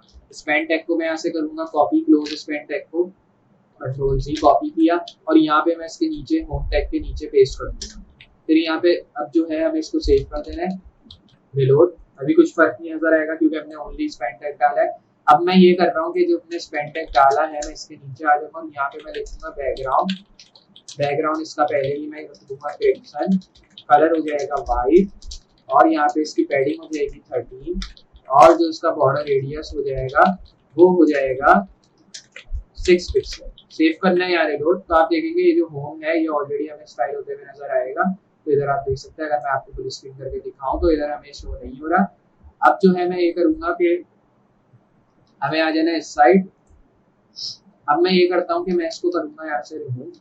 अब यहाँ पे हमें आ जाना और यहाँ पे मैं लिखूंगा स्पेन टैग कुछ इस तरह, इसके अंदर लिखना है। यहाँ लिखेंगे स्पेन टैग, इसको मैं करूंगा कॉपी, और यहाँ पे जो है कंट्रोल जी कॉपी की, और यहाँ पे मैं इसको कर दूंगा पेस्ट, क्लोज ए टैग के बाद सेव करके रिलोड करना है। तो अब आप देखेंगे होम के अंदर हमें ये चीजें नजर आएंगी। तो मैं जस्ट बेसिकली ये करूंगा कि स्पेन टैग में हमने जो पैडिंग डाली है इसकी जगह 20 पिक्सल सेव करना है और रिलोड। तो इधर हमें 20 पिक्सल में शो होगी। लेकिन अगर मैं स्पेन टैग जो मैंने डाला है वो मैं इधर डालूँ स्पेन, और मैं इसको यहाँ से कॉपी करूँ और फिर इसको मैं यहाँ पे करूँ पेस्ट, सेव, और यहाँ पे करते हैं रिलोड। तो अब आप देखेंगे स्पेन हमें होम में शो होगा इस तरह। अब मैं आता हूँ इधर। अब जो है हमें बेसिकली इसको रिमूव कर देना है, स्पेन जो मैंने लिखा है इधर, यहाँ सेव करके जस्ट रिलोड करना है। तो आप देखेंगे अब हमें वो चीज़ें इधर शो हो रही हैं। अब मैं चाह रहा हूँ कि जो मैंने चीज़ें इधर लिखी हैं वो मैं इधर से रिमूव करूँ, क्योंकि अभी मैं इसको बाद में स्टाइल करूँगा इस हमारे इफेक्ट को। अब मैं यहाँ करूँगा इसको सेव, और फिर यहाँ पे आने के बाद जस्ट हम इसको रिमूव कर देंगे अभी के लिए। सेव करना है और यहाँ करना है रिलोड। तब आप देखेंगे हमें किसी में भी हवर इफेक्ट शो नहीं हो रहा, सिर्फ इसके अलावा। यहाँ पे मैं इसको करूँगा चेंज 13 पिक्सल के अंदर। तब आप देखेंगे आ गया 13 पिक्सल। अब इसमें जो बॉर्डर रेडियस में देखूंगा 9 पिक्सल, रिलोड करना है इसको। तब आप देखेंगे 9 पिक्सल में चेंज हो रहा है। अब मैं इसकी जो पैडिंग है वो 15 पिक्सल कर देता हूँ अगर कुछ इस तरह। तो आप देखेंगे इसकी पैडिंग हमें 15 पिक्सल में कुछ इस तरह शो हो रही है। अब जो है मैं ये करना चाह रहा हूँ कि जो उसकी पैडिंग हमने दे दी है, मैं इसकी जगह इसका जो बॉर्डर रेडियस है वो थोड़ा बढ़ा के 12 पिक्सल कर देता हूँ अगर, या 15 पिक्सल हम बॉर्डर रेडियस कर देते हैं। तो आप देखेंगे कि हमें जो है कम्प्लीटली ये हमें थोड़ा सा इस तरह नजर आएगा। लेकिन अगर मैं कोई भी बॉर्डर रेडियस नहीं लिखता हूँ तो आप देखेंगे कि बिल्कुल कम्प्लीटली इस तरह हमें शो हो रहा है। लेकिन इसमें थोड़ा सा डाल देते हैं बॉर्डर रेडियस ताकि थोड़ा जो है ये स्टाइल होते हुए हमें नजर आए। इस तरह मैंने करके जो है इसको 5 पिक्सल का अगर मैं डाल के यहाँ पे रिलोड करता हूँ तो आप देख सकते हैं परफेक्टली हमें 5 पिक्सल का शो हो रहा है। अब मैं इसी तरह का जो हवर इफेक्ट है वो मैं डालना चाह रहा हूँ सारे नेटबार के अंदर। तो मैं नेटबार डालूंगा ULLI 8 है, और यहाँ पे मैं आ जाऊंगा नीचे। नीचे आने के बाद जस्ट अब जो है हमें यहाँ पे लिखना है हवर, और उसके बाद जो है यहाँ पे मैं लिखूंगा इस बार क्रिम्सन। मैं इधर लिखूंगा बैकग्राउंड जो कि हो जाएगा क्रिम्सन, और यहाँ पे लिखेंगे कलर वाइट टेक्स्ट का। और फिर उसके बाद जो है यहाँ पे मैं मेंशन करूंगा इस बार पैडिंग 13 पिक्सल, और फिर यार कह सकते हैं पैडिंग हो जाएगी 15 पिक्सल, और इसमें लिखेंगे बॉर्डर रेडियस जो कि 5 पिक्सल। सिर्फ इसमें एक चेंज ये होगा कि इसमें हम ट्रांजिशन दे देंगे जो कि हो जाएगी 0.9। सेव करना है इधर, रिलोड। तो आप देखेंगे अब जो है हमें इसमें हवर इफेक्ट शो हो रहा है, इसमें आ रहा है, इसमें हमें हवर इफेक्ट शो हो रहा है, इस तरह करके इसमें भी कुछ इस तरह हवर इफेक्ट शो हो रहा है। तो आप देख सकते हैं हमने जो इसको स्टाइल कर दिया। अब मैं चाह रहा हूँ कि मेरा बैकग्राउंड भी थोड़ा स्टाइल हो और इसमें भी मुझे कलर चाहिए। मेरे बैकग्राउंड के अंदर जो भी आपको व्हाइट नजर आ रहा है पूरा बैकग्राउंड, मैं चाह रहा हूँ उस बैकग्राउंड के अंदर भी कोई एक कलर डालना चाहिए मुझे। तो मैं इधर एक ये वाला टैग डालूंगा। ये जो टैग है ये मैंने बेसिकली इसलिए डाला है क्योंकि इस टैग का मतलब होता है कि आप सारी चीजें अपनी फाइल के अंदर डिफाइन कर रहे हैं। तो हमें इस टैग को अभी नहीं डालना, हमें सिर्फ डालना है बॉडी का टैग।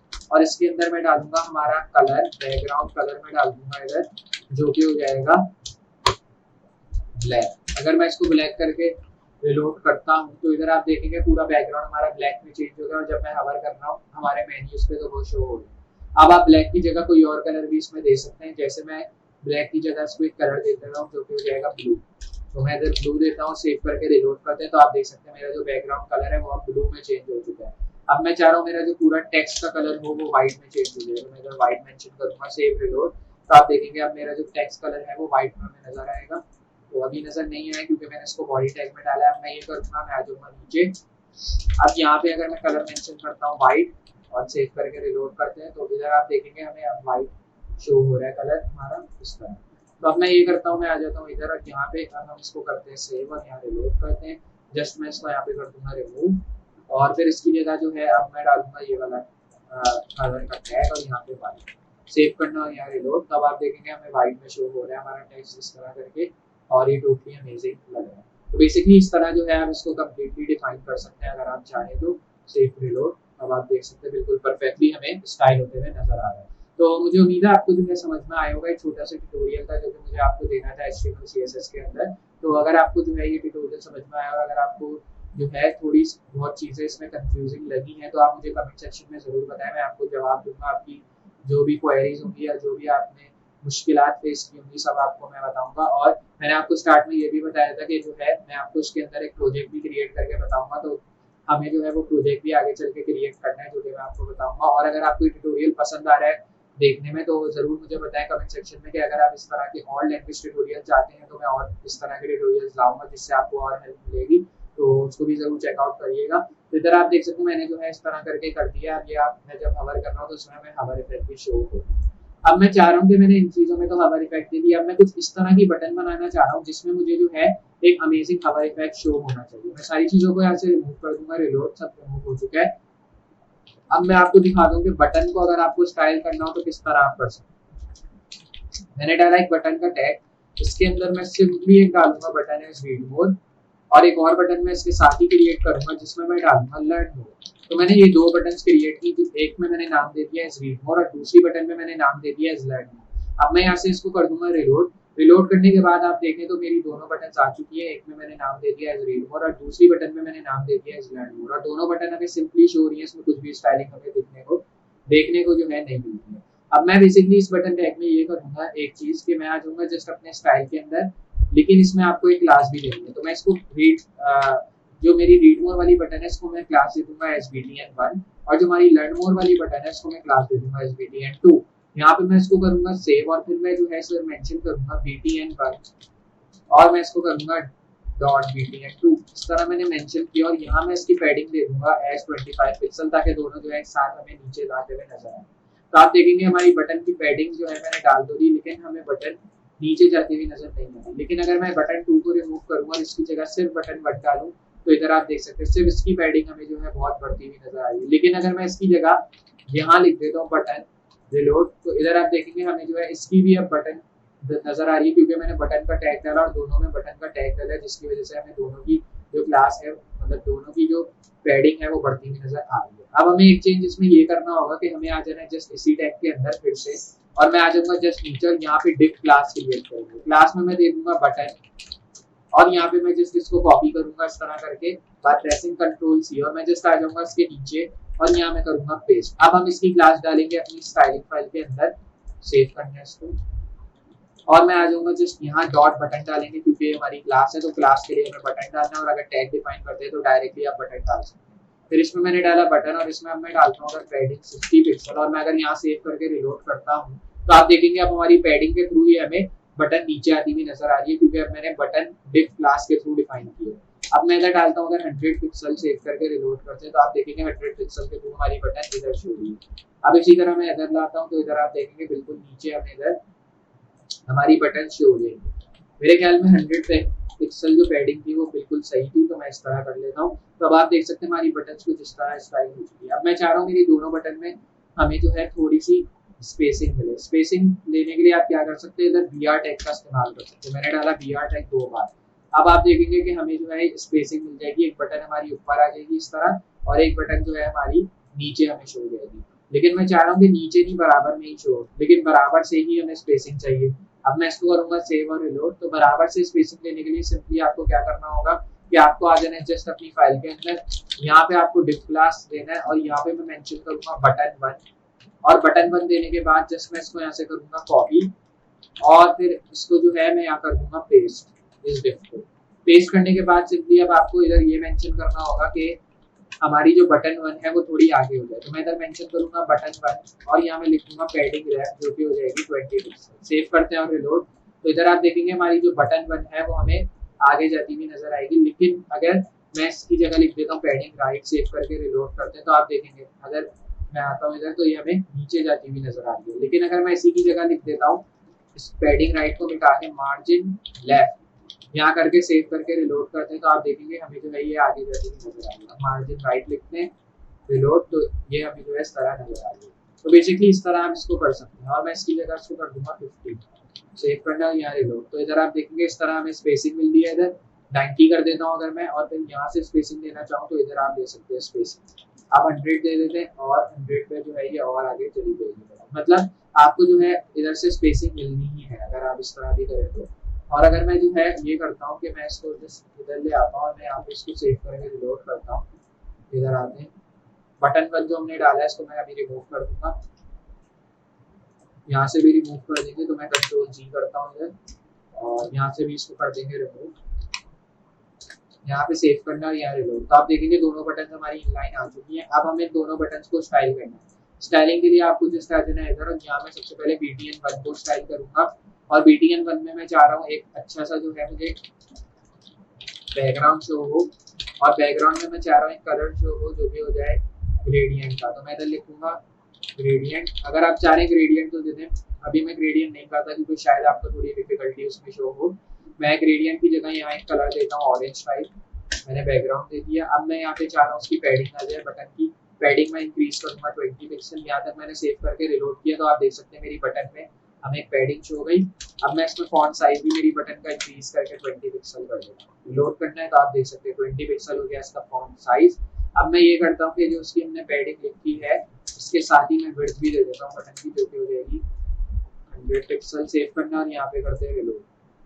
तो अब जो है मैं इसको करता हूँ 600 और रिलोड करना है। ये कुछ ज़्यादा बड़ी हो गई है बटन 300 पिक्सल करते हैं।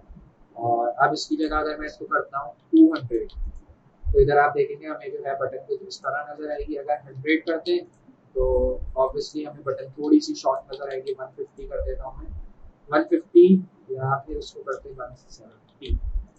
अब जो है मेरे ख्याल में थोड़ी सी सही है। या अभी भी अगर आप इंक्रीज थोड़ी बहुत करना चाहते हैं तो वो आप कर सकते हैं। तो मैंने इंक्रीज की। अब मैं चाह रहा हूँ उसका बॉर्डर मुझे नहीं चाहिए तो मैं इसको कर दूंगा बॉर्डर 1। तो ये जो ब्लैक बॉर्डर शो रहा है ये रिमूव हो जाएगा। तो आप देख सकते हैं ब्लैक बॉर्डर जो आ रहा था वो रिमूव हो चुका है इधर से। अब इसका जो टेक्स्ट कलर मैं चाह रहा हूँ वो हो जाए वाइट। इधर हो गया वाइट। सेव करके रिलोड करना है तो अब आपका टेक्स्ट कलर आपको वाइट में शो होगा। अब मैं इसमें ये चाह रहा हूँ कि जो हमने रीड मोड लिखा है इसमें कुछ एक हवर इफेक्ट भी शो हो। तो मैं इधर मेंशन करूंगा BTN1 हवर।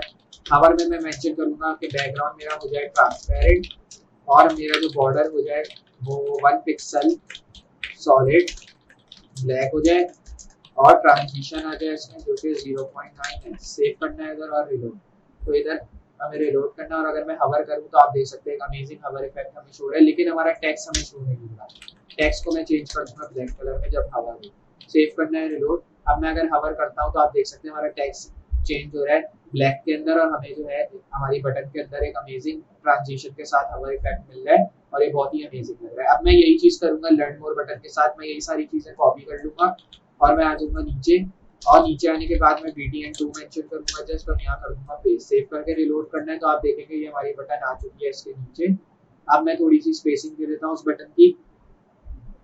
अब मैं स्पेसिंग देने के लिए जस्ट बेसिकली ये करूंगा मैं आ जाऊंगा नीचे और यहाँ मैं लिख दूंगा जो है टैग जो कि हो जाएगा BR का। तो मैं आ जाऊंगा यहाँ पे BR मेंशन करेंगे इधर भी। सेव करना है यहाँ रिलोड। तो आप देख सकते हैं अभी स्पेसिंग आ गई दोनों बटन्स के अंदर। अब मैं जस्ट ये करूंगा कि यहाँ पे मैं इस बटन का कलर चेंज कर दूंगा क्योंकि एक कलर की बटन हमें नहीं चाहिए। तो मैं इसका कलर कर दूंगा जैसे क्रिम्सन और यहाँ मैं करूंगा सेव और रिलोड। और ये करने के बाद जस्ट मैं ये करूंगा कि अब जो है इसमें थोड़ा सा हवर इफेक्ट देंगे इस बटन के अंदर। तो मैं आ जाऊंगा इधर, यहाँ लिखूंगा BTN2 हवर। अब इसका जो हवर इफेक्ट होगा वो डिफरेंट होगा हमारे इस वाले हवर इफेक्ट के साथ। तो इसके लिए जो है हमें जस्ट अब BTN2 में हवर इफेक्ट देना है। हवर इफेक्ट आप वही बॉर्डर का देना है, तो मैं इधर लिखूंगा बॉर्डर हो गया इसका 1 पिक सॉलिड, अभी वो सोचा नहीं है। और फिर यहाँ पे इसकी जगह अब मैं लिख देता हूँ बैकग्राउंड, और बैकग्राउंड में मैं लिखूंगा ट्रांसपेरेंट इस तरह करके। अब यहाँ पे मैं ये भी लिखूंगा कि इसकी जो ट्रांजिशन है वो 0.9s हो जाए, जैसे हमने ऊपर लिखी। क्लोज करना है इसको, और आप कोई भी दे सकते हैं इधर कलर, जैसे मैंने इधर मेंशन कर दिया। इसका जो बॉर्डर है वो चेंज हो गया, ब्लैक मैंने ऊपर कर दिया है, तो इसका मैं चेंज करता हूँ जैसे ब्लू के अंदर। सेव करना और यहाँ पे रिलोड। अब आप देखेंगे मैं जस्ट इस पे हवर कर रहा हूँ तो हमें शो हो रहा है, इस पे हवर कर रहा हूँ तो शो हो रहा है। इसमें हमने एक चीज़ नहीं की कि टेक्स्ट का कलर ब्लैक नहीं किया। सेव करना और यहाँ रिलोड। तो अब आप देखेंगे हमें जो है दोनों जगह एक अमेजिंग हवर इफेक्ट शो हो रहा है, और इधर आप देख सकते हैं हमारी दोनों बटन रेडी हो चुकी हैं। तो बेसिकली ये चीज़ थी जो कि मैं आपको दिखाना चाह रहा था। और इसमें आप एक चीज़ गौर करें कि हमने कितनी अमेजिंग ये बटन्स क्रिएट किए हैं, जिसमें हमें एक अमेजिंग हवर इफेक्ट शो हो रहा है जो कि टोटली अमेजिंग लग रहा है। तो बेसिकली आप भी जो है इसी तरह की बटन्स क्रिएट कर सकते हैं, और इसमें आप और भी एनिमेशन इफेक्ट डाल के इसको और अच्छा क्रिएट कर सकते हैं। तो बेसिकली ये था जो कि मुझे आपको बताना था बटन्स को किस तरह स्टाइल करते हैं। तो मुझे उम्मीद है आपको समझ में आया होगा कि किस तरह जो है HTML के अंदर बटन्स को स्टाइल करते हैं HTML और CSS को यूज करते हुए। ये कुछ तरीके थे जो कि मुझे आपको दिखाने थे, ताकि अगर आपको भी इस तरह की कुछ स्टाइलिंग देनी हो तो आप खुद भी दे सकें। और अगर आपको मेरी हेल्प की ज़रूरत है और भी कुछ चीज़ों के लिए, तो आप मुझे ज़रूर कमेंट सेक्शन में बताएं, मैं ज़रूर आपकी हेल्प करूँगा। कोई भी क्वेश्चन क्वेरीज है तो मेरे पेजेस के थ्रू आप मुझसे पूछ सकते हैं, जो कि मैंने लिंक दिया है नीचे, फेसबुक के थ्रू, ट्विटर के थ्रू, लिंक्डइन के थ्रू। कोई भी क्वेश्चन आप मुझसे पूछ सकते हैं इसके रिलेटेड, तो ज़रूर आप मुझसे पूछें, मैं हर क्वेश्चन का आपको आंसर दूंगा। और बाकी अगर आपको जो है वीडियो पसंद आ रही है यहाँ तक, तो लाइक करना ना भूलें, क्योंकि इन सब वीडियोस में बहुत मेहनत लगती है। और अगर आप लाइक करते हैं तो इससे मुझे मोटिवेशन मिलती है कि आपको ये वीडियोस पसंद आ रही हैं और इसी तरह की मैं और वीडियोस लाऊं। तो जस्ट अब जो है आगे बढ़ते हैं और देखते हैं कि HTML CSS में और क्या क्या चीज़ें हैं जो कि हम सीख सकते हैं स्टार्ट टू एंड। तो जैसा मैंने आपको बताया कि अभी जो है हमने HTML CSS के थ्रू बहुत सी चीज़ें कवर अप कर ली हैं, और अब जो हमारा टाइम आ गया है वो प्रोजेक्ट क्रिएट करने का टाइम आ चुका है। क्योंकि हमने जो है अभी बहुत सी चीज़ें सीख ली है HTML CSS के रिलेटेड, कि बेसिकली किस तरह हम जो है इसमें प्रोजेक्ट क्रिएट कर सकते हैं और बाकी क्या क्या चीज़ें जो है इसमें इंक्लूड हम करने वाले हैं। तो मुझे उम्मीद है आपको जो है सब अभी तक समझ में आया होगा, जो कि मैंने आपको समझाया HTML CSS के अंदर किस तरह बटन्स को स्टाइल कर सकते हैं, किस तरह जो है हम HTML CSS के अंदर नेम बार क्रिएट कर सकते हैं, किस तरह हम इसमें हेडिंग को स्टाइल कर सकते हैं। तो मुझे उम्मीद है आपको सब कुछ अभी तक यहाँ समझ में आया होगा। तो चलें अब अपने प्रोजेक्ट से स्टार्ट करते हैं। तो मैंने जो है अपने प्रोजेक्ट का फोल्डर क्रिएट किया हुआ है डाउनलोड्स के अंदर, तो मैं जस्ट उस फोल्डर को यहाँ से ओपन कर लूंगा। इस फोल्डर में आपको जो है दो फाइल्स की नीड होगी, एक style.css की, और जो हमारी दूसरी फाइल होगी वो index.html की होगी। तो मेन फाइल जो है हमारी index.html की है, जिसपे हम काम करेंगे। तो मैं जस्ट आ जाऊंगा इस फाइल के अंदर, और अब जो है हम अपना प्रोजेक्ट बनाना से शुरू करते हैं। लेकिन उससे पहले मैं इसमें जो ऑलरेडी कोड्स लिखे हुए इनको रिमूव कर दूंगा, क्योंकि हमें जो है इन कोड्स की अभी नीड, जैसा मैंने आपको बताया, नहीं होने वाली है। तो जस्ट मैं इसको यहाँ पे आके इस तरह करके इसको यहाँ पे कर देंगे रिमूव। मैं आ जाऊंगा जस्ट यहाँ पे, और यहाँ पे आके इसको कर देंगे रिमूव। तो अब जो है मैं आ जाऊंगा जैसे इसके नीचे, यहाँ तक मैं इसको करूंगा सेव। सेव करने के बाद थोड़ा जूम कर लेता हूँ ताकि जो कोड मैं लिखूँ वो आपको जो है टोटली नजर आए। अब जो है हमें जस्ट यहाँ पे इस फाइल को ओपन कर लेना है। तो फाइल को ओपन करने के लिए मैं जस्ट यहाँ पे इसको क्लोज कर दूंगा। आ जाएंगे डाउनलोड्स के अंदर। डाउनलोड्स में आने के बाद अपने मेन फोल्डर के अंदर आ जाएंगे हम लोग, और ये हमारी index.html की फाइल आ गई, जिसको मैं अपने ब्राउजर में ओपन कर लूंगा। और इस फाइल को ओपन करने के बाद जस्ट आपको जो है इसको करना है साइड बाय साइड। तो मैं इसको कर दूंगा जस्ट इस तरह साइड बाय साइड। अब आप एक चीज गौर करें कि मैंने आपको बताया जैसे स्टार्ट में कि हम ई-कॉमर्स साइट क्रिएट करेंगे आज HTML CSS ट्यूटोरियल के साथ साथ, लेकिन आप इसमें देखें एंड टाइम हमें लिखा शो हो रहा है। तो मैं इसकी जगह जो है यहाँ पे कर दूंगा ई-कॉमर्स वॉच वेबसाइट। इस तरह मैंने लिख दिया। सेव करना है और यहाँ करना है रिलोड। तो इधर आप देखेंगे हमें एक वॉच का लोगो शो हो रहा है, उसके साथ ई-कॉमर्स वॉच वेबसाइट लिखा है, इधर हमें शो हो चुका है। अब बॉडी टैग में आने के बाद हमें यहाँ पे डिफ क्लास क्रिएट करनी पड़ेगी सबसे पहले, जो कि हो जाएगी हीरो अंडरस्कोर एरिया की। और जैसा मैंने आपको बताया था स्टार्ट में कि जब हमें क्लास यूज करनी होती है तो हम स्टाइलिंग में डॉट का इस्तेमाल करते हैं, लेकिन अभी हमें इसमें स्टाइलिंग की जरूरत नहीं होगी, क्योंकि हम इसमें सिर्फ HTML का वर्क करने वाले हैं। तो मैं इसमें डालूंगा सिर्फ header class as header section. मैंने तो डिफाइन किया एज हेडर सेक्शन। फिर इसमें जो है मैं डिफ डालूंगा एज क्लास, और इसमें मैं डालूंगा कंटेनर फ्लूइड। तो इसमें मैंने डाल दिया कंटेनर फ्लूइड इस तरह करके। और फिर उसके बाद जो है नैप डाला है इधर मैंने। नैप में जो है मैं क्लास दूंगा नैव क्लास दे दी एज नैव बार और यहाँ पे मैं लिखूंगा इस बार एक्सपेंड एलजी। तो यहाँ पे अब लिखेंगे एक्सपेंड एलजी और यहाँ पे लिखेंगे कस्टम नैव कंटेनर। तो इसमें हम इंटरनल सीएसएस का इस्तेमाल कर रहे हैं, इसलिए जो है हमें सीएसएस की दूसरी फाइल की नीड नहीं होने वाली है। लेकिन अगर आप इंटरनल की जगह एक्सटर्नल सीएसएस इस्तेमाल करना चाहते हैं तो आप यही चीज़ एक्सटर्नल फाइल में लिख सकते हैं। क्योंकि मैं इंटरनल सीएसएस का यूज कर रहा हूँ इसलिए मुझे जो है अलग सीएसएस फाइल बनाने की और स्टाइलिंग करने की जरूरत नहीं पड़ने वाली है। तो मैंने ए टैग में क्लास लिख दी एज नेटमार ब्रांड, फिर उसके बाद मैंने एचरिफ लिखा और यहाँ पे मैंने इंडेक्स फाइल लिख दी। फिर इसमें स्पेंड टैग लिख के मैंने हेड टाइम लिख दिया ताकि यूजर को पता चले हेड टाइम की एक जो है वॉच होने वाली है। फिर इसमें एक बटन टैग डाला जिसमें हमने क्लास दे दी एज नेटबार टॉगलर की और फिर उसके बाद यहाँ मैं लिखता हूँ टाइप एज बटन। बटन लिखने के बाद अब मैं यहाँ पे आ जाऊंगा इसके आगे, यहाँ मैं मेंशन करता हूँ डेटा टॉगल। डेटा टॉगल में यहाँ मैं लिख दूंगा कोलैप्स। फिर उसके बाद आने आगे और यहाँ लिखते हैं डेटा टारगेट। डेटा टारगेट में मैं लिखूंगा नेटबार सपोर्टेड और यहाँ लिखेंगे कॉन्टेंट। फिर इसमें लिखेंगे एरिया कंट्रोल्स। एरिया कंट्रोल्स में मैं लिखूंगा नेटबार सपोर्टेड और यहाँ लिखेंगे कॉन्टेंट फिर से। और फिर उसके बाद मैं लिखूंगा एरिया एक्सपेंडेड और एरिया एक्सपेंडेड में फॉल्स लिख देंगे। फिर इसमें एरिया लेवल भी लिखना होगा। एरिया लेवल में मैं लिख दूंगा टॉगल नेविगेशन, तो इधर लिखेंगे टॉगल नेविगेशन इस तरह। ये लिखने के बाद जस्ट हमें स्पेन टैग में क्लास लिख देनी है। क्लास में कुछ भी नहीं लिखना, उसको एम्प्टी छोड़ देना, सिर्फ गैप दे देना है इधर। फिर अब जो है बटन टैग यहाँ हो जाएगा क्लोज, इसमें डिफ क्लास दे देनी है क्लोज बटन टैग के बाद जो कि कोलैप्स हो जाएगी और यहाँ लिखेंगे नेटबार, मैं इधर मेंशन करूंगा इस तरह करके नेटबार डैश कोलैप्स। फिर इसमें आईडी भी देनी है, आईडी में लिखेंगे नेटबार सपोर्टेड कॉन्टेंट इस तरह करके। फिर उसके बाद आना है नीचे यूएल टैग मेंशन करना है, इसमें क्लास दे देंगे एज नैवबार नैव और यहाँ पे मैं लिखूंगा एलआई टैग जिसमें मैं क्लास लिख दूंगा नैव आइटम और यहाँ लिखना है एक्टिव। ये लिखने के बाद जस्ट अभी जो है अब आना है नीचे ए टैग और यहाँ पे मैं एचरिफ को करूंगा रिमूव, क्लास देनी है नैवलिंक और फिर एचरिफ देना है और इंडेक्स फाइल देनी है इधर। फिर उसके बाद यहाँ होम देंगे स्पेंड टैग, इसमें मैं क्लास लिख दूंगा एसआर ओनली, इधर लिखेंगे एसआर ओनली इस तरह करके। फिर अब जो है यहाँ पे मैं लिखूंगा करंट, फिर इसको ओपन क्लोज कर देना है इस तरह। एलआई टैग जो हमने लिखा है, एलआई टैग जो अब हमने लिखा होगा उसके हमें नीचे आ जाना है और इसमें मैं क्लास लिखूंगा एस नैव आइटम और फिर अब जो है यहाँ पे मैं लिखूंगा ए टैग और इसको रिमूव करके यहाँ क्लास दे देंगे एस नैव लिंक। फिर एचरिफ डालना और यहाँ अबाउट फाइल देना और यहाँ पे अबाउट देना। फिर उसके बाद जो है यहाँ आगे से स्पेस दे देनी है। फिर उसके बाद एलआई टैग और इसमें मैं क्लास लिखूंगा नैव आइटम ए टैग और अब जो है यहाँ क्लास लिख देंगे एज नैव लिंक और एचरिफ में लिख देंगे सर्विस। मैं इधर से जस्ट आ जाऊंगा यहाँ पे और यहाँ प्रोडक्ट लिख देंगे और यहाँ पे भी मैं लिखूंगा प्रोडक्ट्स, ये मेंशन किया। फिर एलआई टैग और यहाँ पे क्लास लिख दी एस नैव आइटम, फिर इसमें ए टैग और यहाँ पे मैं लिखूंगा इस बार क्लास एज नैव लिंक। फिर उसके बाद जो है यहाँ पे हम लिखेंगे टेस्टिमोनियल और यहाँ पे भी लिख देंगे टेस्टिमोनियल इस तरह करके। उसके बाद आना है नीचे एलआई टैग, इसमें क्लास लिखना नैव आइटम ए टैग और यहाँ पे मैं लिखूंगा क्लास और क्लास में जो है मैं लिखूंगा नैव लिंक, तो इधर से लिखते हैं नैव लिंक। फिर एचरिफ में आना है यहाँ पे मैं लिखूंगा कॉन्टैक्ट, मैं इधर से लिखता हूँ कॉन्टैक्ट और यहाँ पे लिखते हैं कॉन्टैक्ट अस। ये लिखने के बाद करना है यहाँ सेव और फिर उसके बाद जो है जस्ट आना है अब नीचे और फिर डिफ क्लास लिख देना है। डिफ क्लास में लिखेंगे यूजर और फिर लिखते हैं ओपीओ अंडरस्कोर बॉक्स। फिर इसके नीचे आना है यहाँ ए टैग लिखना है, फिर उसके बाद यहाँ लिखते हैं I tag class F a user, फिर यहाँ पे लिखते हैं एरिया हिडन और इसमें मैं लिखता हूँ टू। फिर उसके बाद ए टैग लिखना है और यहाँ पे लिखते हैं आई टैग, फिर इसमें क्लास लिखना है एफ ए शॉपिंग कार्ट, तो मैं इधर से लिखता हूँ एफ ए शॉपिंग कार्ट इस तरह। फिर एरिया हिडन और इसमें लिख देंगे टू।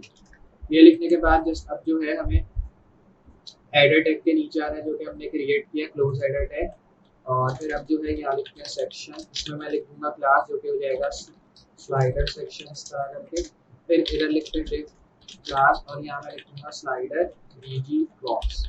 ये लिखने के बाद जस्ट अब जो है इमेजेस लिखनी है स्लैश और यहाँ लिखेंगे स्लाइडर बीजी डॉट जेपीईजी। फिर डिव आईडी इधर लिखनी है जो कि कस्टम कैरोजेल की हो जाएगी और यहाँ लिखेंगे इसमें क्लास लिखनी है कैरोजेल स्लाइड और इसमें लिखते हैं डेटा राइट जो कि हो जाएगी कैरोजेल। ये लिखने के बाद जस्ट अब जो है हमें यहाँ लिखना है डिव क्लास और फिर उसके बाद यहाँ लिखना है कैरोजेल इनर और यहाँ पे लिखते हैं डिव क्लास जो कि हो जाएगी कैरोजेल इनर या कैरोजेल आइटम एक्टिव की करते हैं। फिर अब जो है यहाँ पे मैं लिखता हूँ डिव क्लास एस कंटेनर और यहाँ लिखते हैं डिव क्लास रो, फिर इसमें मैं लिखता हूँ डिव क्लास कॉलन7। ये लिखने के बाद जस्ट अब जो है हमें यहाँ लिखना है div class S detail box. फिर इसमें H1 डालना है। H1 में जो है मैं लिखूंगा स्टाइलिश वॉचेस इस तरह करके। ये लिखने के बाद जो है मैं यहाँ करना है इसको सेव और रिलोड। तो अगर मैं आपको शो कर रहा हूँ तो इधर आप देख सकते हैं मेरा शो हो गया, एंड टाइम लिखा और स्टाइलिश वॉचेस लिखा हुआ इधर हमें शो हो चुका है। फिर इधर बी टैग डालना और यहाँ लॉरेम इप्सम का रैंडम टेक्स्ट दे दूंगा मैं। फिर इसमें डिफ क्लास एस बीटीएन बॉक्स हमें मेंशन करनी है और उसमें मैं लिखूंगा ए टैग जिसमें हम क्लास मेंशन कर देंगे और क्लास में मैं लिखूंगा बीटीएन1। फिर इसमें लिख देंगे कॉन्टैक्ट अस इस तरह करके। सेव करना है इसको और फिर सेव करने के बाद हमें जो है जस्ट जो हमने क्लोज किया ए टैग इसके नीचे आया और यहाँ लिखते हैं क्लास एस बीटीएन2। फिर उसके बाद यहाँ लिखते हैं अबाउट अस। सेव करना और फिर जो हमने डिप्स डाले हैं उनके नीचे आ जाना है हमें। तो हमने जो है तो हमने 6 डिप्स डाले, तो ये 3 हो गए 4 5 6, so these are the 6 dips. और इसके नीचे हमें आके यहाँ पे डिप क्लास देनी है जो कि कैरोजल आइटम की होगी। फिर उसके बाद आना है नीचे और यहाँ पे लिखते हैं डिप क्लास एस कंटेनर और फिर यहाँ पे लिखते हैं डिप क्लास रो और फिर यहाँ पे एक और चीज लिखते हैं जो कि हो जाएगी डिप क्लास और यहाँ पे लिखते हैं कॉल MD7। ये लिखने के बाद जस्ट डिप क्लास लिखते हैं और यहाँ लिखते हैं डिटेल बॉक्स। फिर उसके बाद आना है नीचे H1 और यहाँ पे मैं लिखूंगा इस बार स्टाइलिश, इधर लिखते हैं स्टाइलिश वॉचेस। तो इधर से मैं लिखूंगा इस तरह स्टाइलिश वॉचेस पी टैग और यहाँ पे मैं आ जाऊंगा नीचे और लॉरेम का टैग दे रहे हैं। फिर उसके बाद जो है हमें जस्ट आना है इसके नीचे और यहाँ मैं लिखूंगा div class as BTN box फिर से और यहाँ पे जो है लिखेंगे ए टैग। फिर इसमें मैं क्लास लिखूंगा जो कि हो जाएगी बीटीएन1। फिर इसके बाद जो है मैं यहाँ लिखूंगा कॉन्टैक्ट अस। अब जो है यहाँ ए टैग लिखना हम यहाँ पे क्लास देते हैं बीटीएन2 और यहाँ लिखते हैं अबाउट अस। फिर उसके बाद जो है अब हमें आना है 6 डिप्स के नीचे, तो 3 हो गए 4 5 6, ये 6 डिप्स आ गए इनके नीचे आके। अब हमें इधर लिखना है कैरोजल आइटम की क्लास डिप के अंदर और फिर इधर एक और क्लास लिखनी है जो कि डिप क्लास कंटेनर की हो जाएगी। यहाँ पे एक और क्लास लिखते हैं जो कि दो। फिर इसमें मैं लिखूंगा डिप क्लास कॉल MD7। अब जो है इसमें मैं लिखूंगा डिप क्लास डिटेल और यहाँ लिखते हैं बॉक्स। अब जो है यहाँ नीचे आना है, यहाँ लिखते हैं स्टाइलिश वॉचेस, मैं लिखूंगा स्टाइलिश वॉचेस इस तरह करके। अब जो है जस्ट हमें ये करना है कि अब इस टैग के नीचे आना है पी टैग और फिर लॉरेम का टैग लिखना है इस तरह करके। फिर एक क्लास लिखना है जो कि बीटीएन और बीटीएन बॉक्स लिखना है। फिर अब जो है ए टैग और यहाँ पे मैं लिखूंगा इस बार क्लास जो कि हो जाएगी बीटीएन1। इसके अंदर अब जो है वापस लिखेंगे कॉन्टैक्ट अस ए टैग और यहाँ पे मैं क्लास लिखूंगा बीटीएन2। इसके अंदर अबाउट अस, मैं इधर से लिखूंगा अबाउट अस इस तरह करके। अब जो है हमने आना है 3 डिप्स 4 5 6 जो हमने डाले उसके नीचे 3 4 5 6 ये आ गए डिप्स। अब जो है यहाँ पे हमें लिखना है डिप क्लास कैरोजल और यहाँ लिखते हैं आइटम। फिर उसके बाद जो है डिप क्लास जो कि है कंटेनर, इसमें डिप क्लास रो लिखना है। फिर उसके बाद जो है यहाँ पे हमें डिप क्लास लिखना है जो कि कॉल MD7 ये है और यहाँ लिखनी है डिप क्लास जो कि डिटेल बॉक्स। फिर अब जो है नीचे आना है H1 और यहाँ लिखते हैं स्टाइलिश वॉचेस, तो मैं इधर लिखता हूँ स्टाइलिश वॉचेस। फिर पी टैग लिखना है यहाँ लॉरेम का टैग लिखना है। फिर उसके बाद नीचे आना है डिप क्लास और यहाँ मैं लिखता हूँ बीटीएन बॉक्स। उसके बाद नीचे आना है ए टैग और यहाँ लिखते हैं क्लास जो कि हो जाएगी बीटीएन1। फिर अब नीचे आना और यहाँ लिखते हैं कॉन्टैक्ट अस और फिर उसके बाद जो है अब हमें ये करना है कि हमें आ जाना है जस्ट इसके नीचे ए टैग लिखना है और फिर इसमें एक और क्लास देनी है बीटीएन2। अब जो है यहाँ लिखते हैं अबाउट अस। उसके बाद जो है बेसिकली अब हमें आ जाना है जस्ट इस टैग के नीचे, तो यहाँ पे हम लिखते हैं 3 4 5 6, मैं लिखता हूँ 1 2 3 4 5 6। ये लिखने के बाद जस्ट आ रहा है नीचे यहाँ लिखते हैं डिप क्लास कैरोजल आइटम।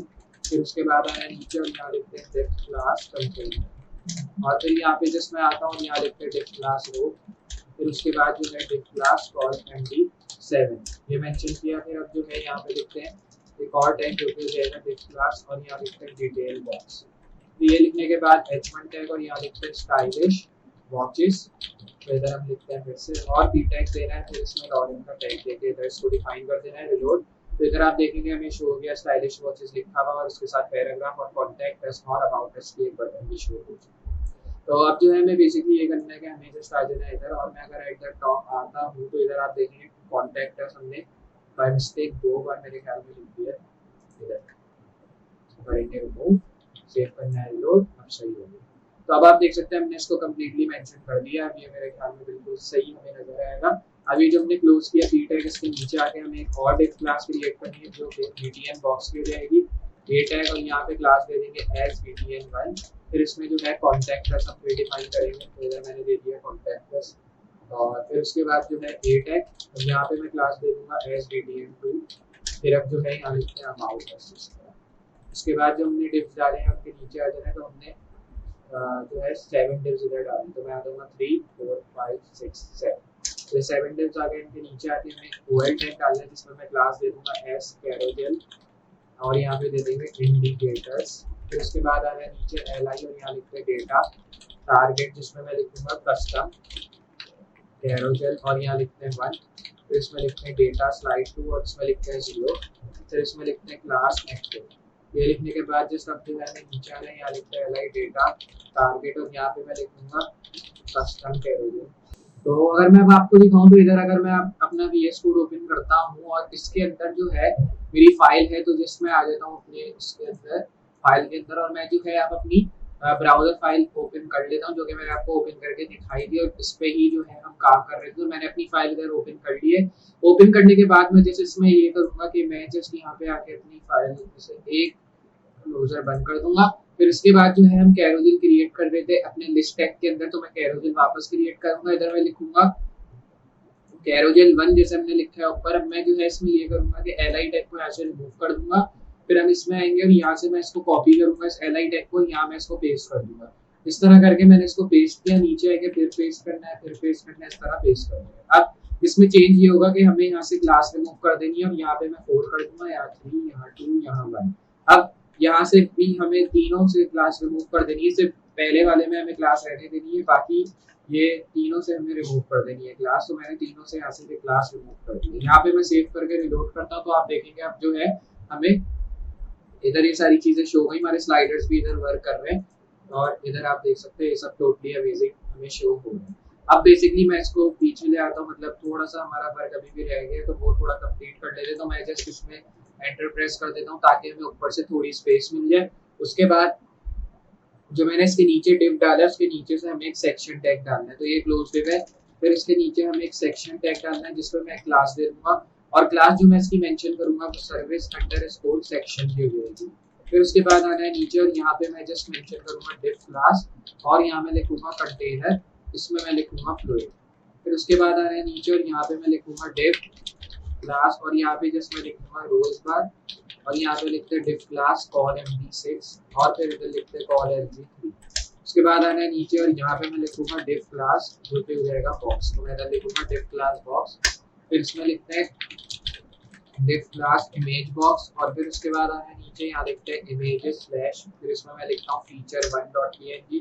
फिर इसमें जो है डिव क्लास लिखते हैं जो कि हो जाएगा डिटेल बॉक्स, तो मैं इधर से डिटेल बॉक्स लिखूंगा। फिर हमें जो है यहाँ h5 लिखना है जिसमें मैं लिखूंगा फास्ट डिलीवरी। उसके बाद पी टैग, और यहाँ लिखते हैं वेरिएशंस, तो मैं इधर लिखता हूँ इस तरह करके वेरिएशंस ऑफ पैसेजेस। फिर इसमें लिखते हैं ऑफ लॉरेंट सम अवेलेबल। ये लिखने के बाद जो है हमें जस्ट 3 डिव जो हमने डाले हैं उसके नीचे आना है। यहाँ पे अब मैं मेंशन करूंगा डिव क्लास जो कि हो जाएगी कॉल md6 की, तो मैं इधर लिखूंगा कॉल md6। फिर इसमें लिखेंगे कॉल lg3। उसके बाद जो है यहाँ लिखेंगे डिव क्लास बॉक्स, और फिर अब जो है यहाँ पे मैं लिखूंगा डिव क्लास इमेज बॉक्स। अब जो है यहाँ पे इमेज लिखते हैं, इमेजेस में मैं लिखूंगा स्लैश feature2, तो इधर मैंने मेंशन किया feature2 इस बार। और ये लिखने के बाद जो हमने डिव इधर क्लोज किया है इसके नीचे आके हमें यहाँ पे एक डिव क्लास लिख देना है, और यहाँ पे मैं लिखूंगा डिटेल बॉक्स। फिर उसके बाद h5, और यहाँ मैं लिखूंगा फ्री शिपिंग। फिर उसके बाद नीचे आना, और यहाँ लिखेंगे वेरिएशंस, तो इधर से मैं लिखूंगा वेरिएशन इसका, और यहाँ मैं लिखूंगा variations of passages of Laurent sum, और यहाँ लिखेंगे अवेलेबल। ये लिखने के बाद जो है अब हमें यहाँ पे आ जाना है स्टीम डिप्स के नीचे। फिर उसके बाद जो है डिव क्लास, और यहाँ लिखेंगे कॉल md6, फिर इसमें कॉल lg3 लिखना है। उसके बाद यहाँ मैं लिखता हूँ डिव क्लास में लिखते हैं बॉक्स। फिर उसके बाद यहाँ लिखते हैं डिव क्लास जो कि हो जाएगा इमेज बॉक्स। फिर उसके बाद इमेजेस स्लैश, यहाँ पे मैं लिखूंगा feature3 इस बार, ये लिखा feature3.png। फिर इसमें लिखते हैं डिव में मैं लिखूंगा क्लास डिटेल बॉक्स। फिर उसके बाद आना है नीचे h5, और यहाँ पे मैं लिखूंगा बेस्ट क्वालिटी। तो इधर से ये लिखने के बाद जो है हमें जस्ट पी टैग वापस डालना है इधर, और यहाँ पे मैं लिखूंगा वेरिएशन, तो इधर लिखेंगे variation of passages of lorem Epson available. ये लिखने के बाद जो है अब हमें जस्ट इसको यहाँ पे इस तरह करके आप कॉपी कर लेना है ताकि हमें बार बार ये चीज़ जो है लिखनी ना पड़े। तो मैं इसको ऐसे कर लूँगा कॉपी। फिर उसके बाद जो है हमें जस्ट आ रहे हैं 3 डिफ जो हमने डाले उसके नीचे, यहाँ पे डिफ क्लास में सिंपली डालूंगा। अब डिफ क्लास में मैं लिख दूंगा कॉल md6 इस तरह और कॉल md3 डिफाइन करेंगे। फिर उसके बाद जो है मैं यहाँ लिखूंगा डिफ क्लास बॉक्स और यहाँ पे अब मैं लिखूंगा डिफ क्लास जो कि हो जाएगा इमेज बॉक्स। फिर उसके नीचे आना और यहाँ लिखना है इमेजेस स्लैश जो कि फीचर 4 हो जाएगा इस बार। ये लिखने के बाद जो है अब हमें यहाँ मेंशन करना है डिफ क्लास एज डिटेल बॉक्स वापस से। फिर इसमें h5 लिखते हैं और h5 में मैं लिखूंगा 24x7 और यहाँ लिखते हैं कस्टमर सपोर्ट। ये लिखने के बाद जो है हमें यहाँ पे आ जाना है नीचे p टैग और वही टैग्स करना है पेस्ट। फिर अब जो हमने डिफ्स डाले हैं उनके नीचे आ जाना है सेक्शन टैग जो डाला है उसके नीचे डायरेक्टली। तो मैंने इधर जो है सेक्शन टैग डाला है, इसके नीचे आना यहाँ पे लिखते हैं सेक्शन क्लास और इसमें मैं लिखूंगा अबाउट अंडरस्कोर सेक्शन और फिर इसमें लिखते हैं लेआउट अंडरस्कोर पैडिंग। फिर इसमें जो है मैं लिखता हूँ डिफ क्लास एस कंटेनर और यहाँ लिखते हैं फ्लो। फिर अब जो है नीचे आया और यहाँ लिखते हैं डिफ क्लास रो और फिर यहाँ लिखते हैं डिफ क्लास कॉलम6। फिर इसमें लिखते हैं डिफ क्लास इमेज कंटेनर और यहाँ पे मैं लिखता हूँ डिफ क्लास जो कि हो जाएगा इमेज बॉक्स b1। ये लिखने के बाद जो है इमेजेस स्लैश और यहाँ लिखते हैं a-1.jpg। फिर इसमें जो है हमें जस्ट वापस नीचे आना और यहाँ लिखते हैं डिफ क्लास इमेज बॉक्स और b2 तो हमने मेंशन किया b2 डैश नहीं डालना है। तो इधर अब मैं लिखता हूँ इमेजेस स्लैश और लिखते हैं a2 इस तरह करके। अब फिर 3 डिफ्स के नीचे आके यहाँ डिफ क्लास देनी है जो कि कॉल md6। फिर उसके बाद जो है डिफ क्लास जो कि हो जाएगा डिटेल बॉक्स। फिर नीचे आना है यहाँ h2 लिखना है। फिर इसमें लिखना है अबाउट आवर शॉप। फिर अब जो है वापस नीचे आना है p टैग और यहाँ लिखते हैं there are many variations of passages. तो मैं इधर लिखता हूँ पैसेजेस ऑफ लॉरेम इप्सम। फिर अब जो है यहाँ पे हमें लिखना है कुछ ये टैग और यहाँ लिखते हैं देयर आर मैनी वेरिएशंस।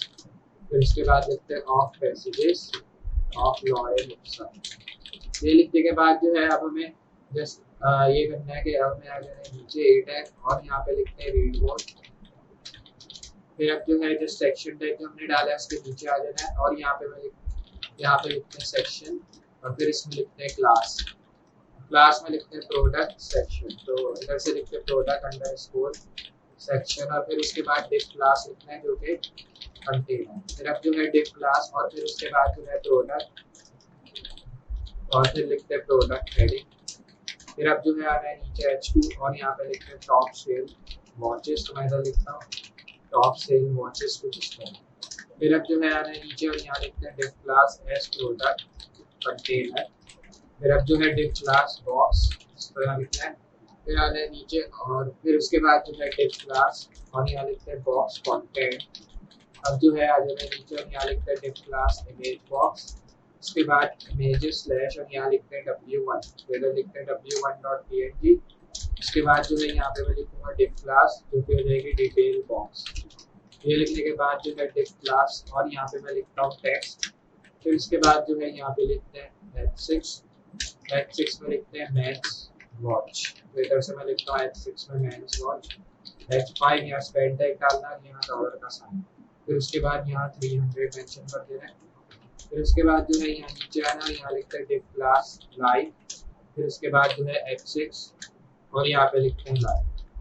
फिर उसके बाद जो है डिफ टैग यहाँ लिखना है और इसमें मैं क्लास लिख दूंगा जो कि स्टार्ट कंटेनर। फिर उसके बाद जो है आई टैग देना है इसमें क्लास लिखते हैं fa स्टार्ट और यहाँ पे जो है मैं लिखता हूँ एरिया हिडन जो कि ट्रू। फिर अब जो है आ जाना है यहाँ पे इसको मैं कॉपी कर लूँगा। कॉपी करने के बाद जो है हमें जस्ट इसको यहाँ पेस्ट करना है। तब आप देख सकते हैं मैंने जो है इसको यहाँ 3 बार लिखा 4 और यहाँ 5 टाइम्स मैंने इसको जो है पेस्ट कर दिया। ये करने के बाद जो है हमें जस्ट आना है 4 डिस्क के नीचे और यहाँ लिखते हैं डिफ क्लास डिटेल बॉक्स और फिर उसके बाद ए टैग में आना है यहाँ लिखते हैं एड टू काउंट। फिर अब जो है यहाँ पे करना है सेव और सेव करने के बाद जो है अब हमें बेसिकली ये करना है जो हमने 4 डिप्स डाले हैं मतलब जो हमने डिप्स डाले हैं 2 ए टैग के नीचे हमें जस्ट इसके नीचे आना है। मतलब कि हमें इसको स्टार्ट से लेके कॉपी कर लेना है जहाँ तक हमने इसको लिखा है। तो हमने स्टार्ट यहाँ से किया है अगर मैं आपको दिखाऊं बॉक्स टाइप से, तो मैं इसको यहाँ से कर लूंगा कॉपी, और इसको मैं कॉपी करने के बाद यहाँ पे उसी जगह मैं कर दूंगा पेस्ट। सिर्फ इसमें डिफरेंस ये हो जाएगा कि यहाँ से कार्ड्स ऐसे कर देंगे, ऐसा टाइमर यहाँ W2 कर देना है ताकि वॉच 2 हमें शो हो जाए। और इधर मैंने लिख दिया मेंस वॉच, और इसकी प्राइस भी 300 आएगी इस तरह। ये लिखने के बाद जो है अब हमें इसी तरह करके इसको वापस पेस्ट करना होगा। तो मैं आ जाता हूँ नीचे, और यहाँ पे 2 डिव्स हमने दिए हुए, अब इसके नीचे आना है, यहाँ इसको कर देना है पेस्ट। अब ये करने के बाद जो है एट द टॉप आना है, यहाँ पे इसको चेंज करके W3 कर देना है इस बार। तो अगर मैं अब आपको दिखाऊं तो इधर आप देखेंगे एक W2 हमने डाल दिया, W3 मतलब एक हो गई हमारी वॉच 1, एक वॉच 2 हमने डाल दी, और एक वॉच 3 डाल दी हमने। फिर आ जाता है नीचे, और फिर नीचे आने के बाद जो है अब जो है मैं एड टू कार्ड्स की जगह एड टू कार्ड कर देता हूँ इस तरह परफेक्टली। अब जो है यहाँ पे आ जाना है नीचे, और यहाँ पे इसको मैं कर दूंगा पेस्ट, और फिर इसके बाद इसको मैं कर दूंगा वॉच 4। तो जस्ट हमें ये करना है कि इसको करना है वॉच 4, या आप कह सकते हैं कि अभी इसको रिमूव करना है। और रिमूव करने के बाद जो है हमें इस क्लोज सेक्शन टैग के नीचे आ जाना है, जो कि हमने अभी क्रिएट किया। ये करने के बाद जो है अब मैं इसमें क्लास दे दूंगा जो कि प्रोडक्ट अंडर स्टोर सेक्शन। फिर उसके बाद जो है डिफ क्लास जो कि हो जाएगा कंटेंट। उसके बाद जो है डिफ क्लास, और फिर इसमें लिख देंगे प्रोडक्ट जो कि हेडिंग, मैं इधर लिख दूंगा प्रोडक्ट हेडिंग और H2। फिर उसके बाद लिखते हैं फीचर वॉचेस, तो इधर लिख देंगे फीचर वॉचेस इस तरह करके। फिर अब जो है यहाँ पे लिख देंगे डिफ क्लास एस प्रोडक्ट कंटेनर। फिर अब जो है नीचे आना है, यहाँ लिखते हैं डिफ क्लास एस बॉक्स। फिर उसके बाद जो है यहाँ लिखते हैं डिफ क्लास बॉक्स कंटेंट।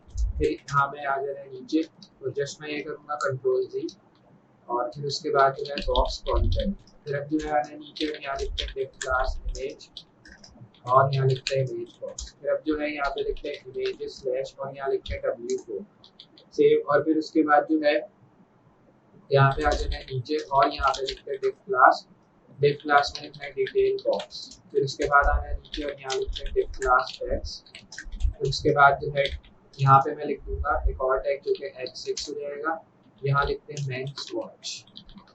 तो अब जो है ये लिखने के बाद अब मुझे जो है ये करना है कि अब मैं आ जाता हूँ स्पेक के नीचे, H5 क्रिएट करना है, स्पेंड टैग डॉलर का साइन देना है इधर, और यहाँ पे फिर वही प्राइस दे देते 300। उसके बाद डिफ क्लास इधर लाइक देना है।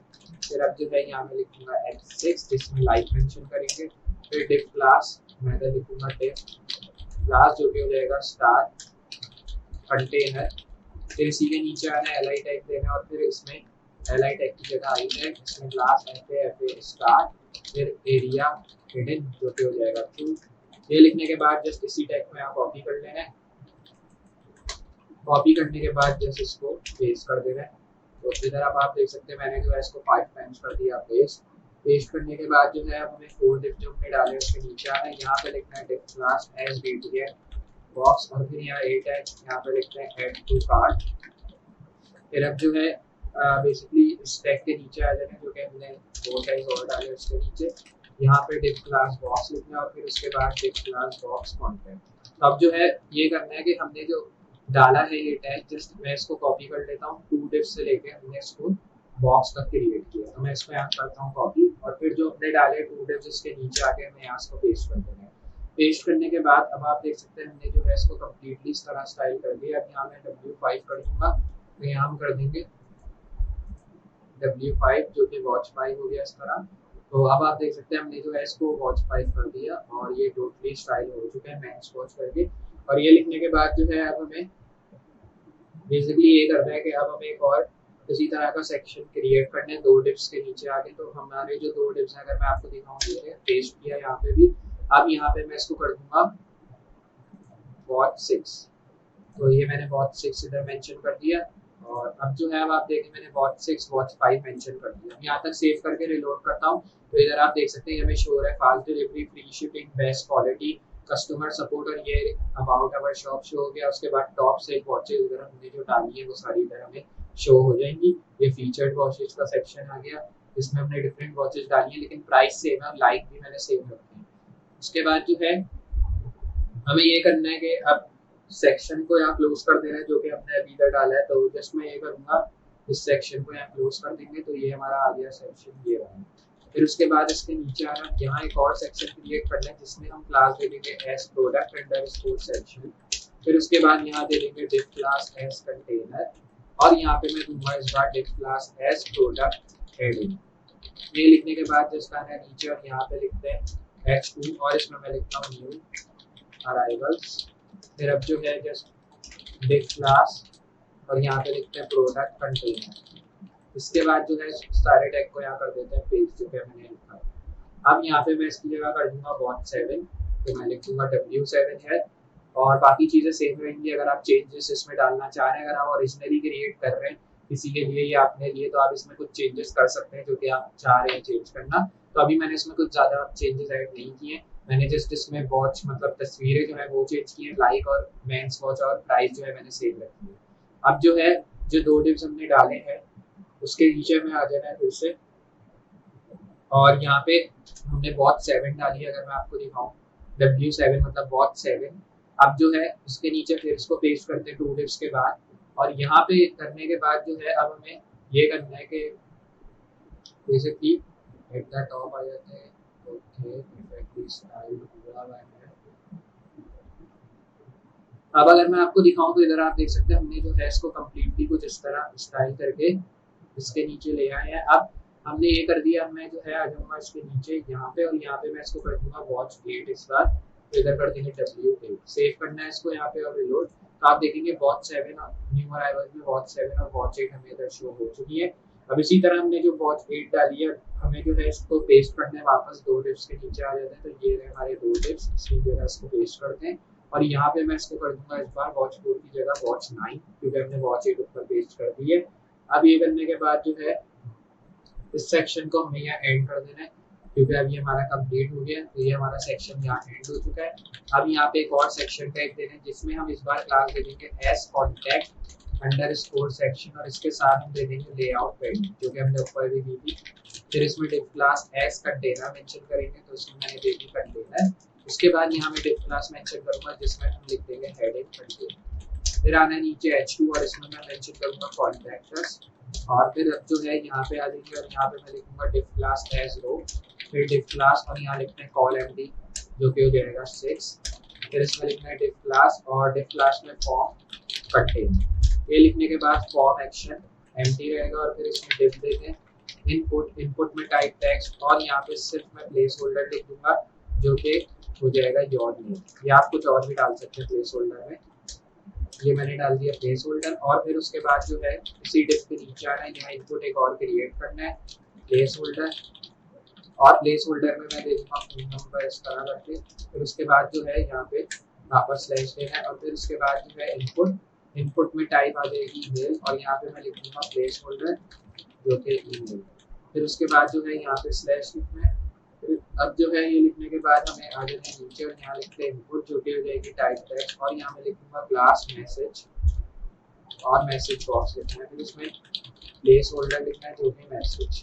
ये लिखने के बाद जो है स्लैश देना है इधर, और यहाँ लिखना है डिफ क्लास एज बीटीएन बॉक्स।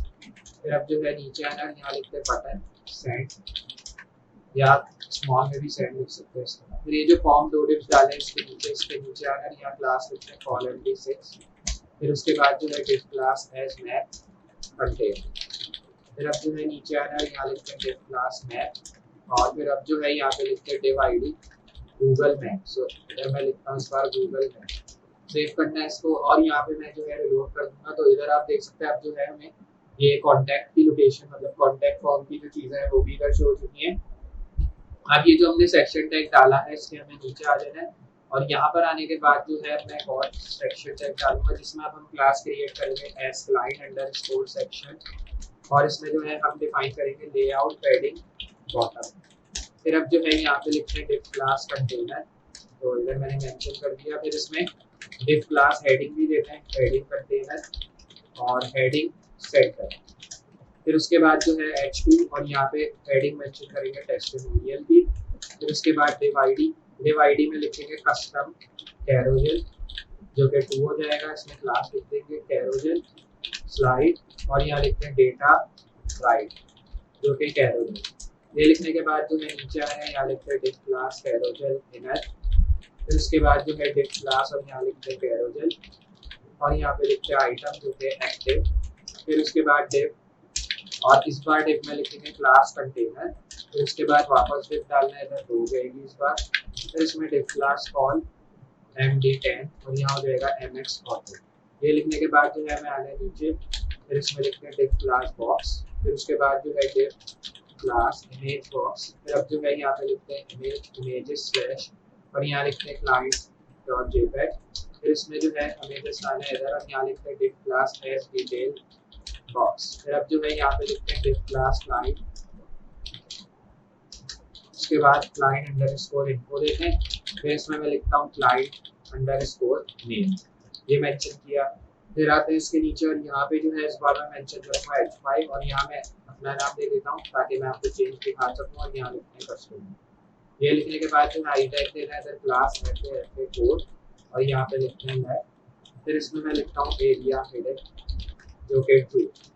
अब जो है ये लिखने के बाद अब हमें नीचे आना है पी टैग, यहाँ मैं लॉगिन का टैग दे देता हूँ उस तरह, और ये लिखने के बाद जो हमने पी टैग डाला है मैं उसके नीचे आना है, और जितने भी डिव्स हमने डाले उसके बाद ये में आ जाएगा, तो हमने इसके बाद डाले 6 डिव्स, तो उसके नीचे आना है 1 2 3 4 5 6, तो ये 6 डिव्स है, इसके नीचे आना है यहाँ पे एक और डिव क्लास क्रिएट करना है जो कि कैरोसेल आइटम का होगा। तो अब जो है हम इसको रैंडमली क्रिएट नहीं करेंगे, जस्ट मैं इसको स्पेस दे दूंगा यहाँ पे, और हमने इसको क्रिएट करना शुरू किया था कैरोसेल आइटम से, अगर मैं आपको दिखाऊं ये कैरोसेल आइटम है, इसको मैं यहाँ से लेके 6 डिव जहाँ तक हमने इसको लिखा है वहां तक मैं इसको करूंगा कॉपी, यहाँ कर दिया पेस्ट। अब ये करेंगे कि यहाँ पे मैं जस्ट एक्टिव को रिमूव कर दूंगा, और अब जो है ये करने के बाद हमें बेसिकली ये करना है कि यार इसको यहाँ चेंज कर देनी है इमेज। तो अब अगर आप देखें तो मैंने जो है इधर एक डाल दिए टैग, और यहाँ पे जो है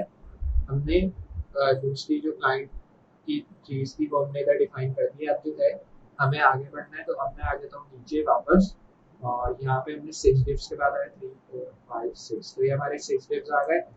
अब इसके नीचे आके हमें जो है यहाँ पे इसको फिर पेस्ट कर देना है, फिर वापस नीचे आना है इस बार, और अब जो है बेसिकली ये करना है कि जितने हमने डिव्स डाले हैं, जैसे हो गए 1 2 3 4 5 6 7, तो हमने 7 डिव्स इधर डाल दिया। अब इसके नीचे आके हमें एक OL टैग क्रिएट करना है जिसमें मैं क्लास दे दूंगा एस कैरोसेल, और यहाँ लिखेंगे इंडिकेटर्स, ये मैंने मेंशन किया।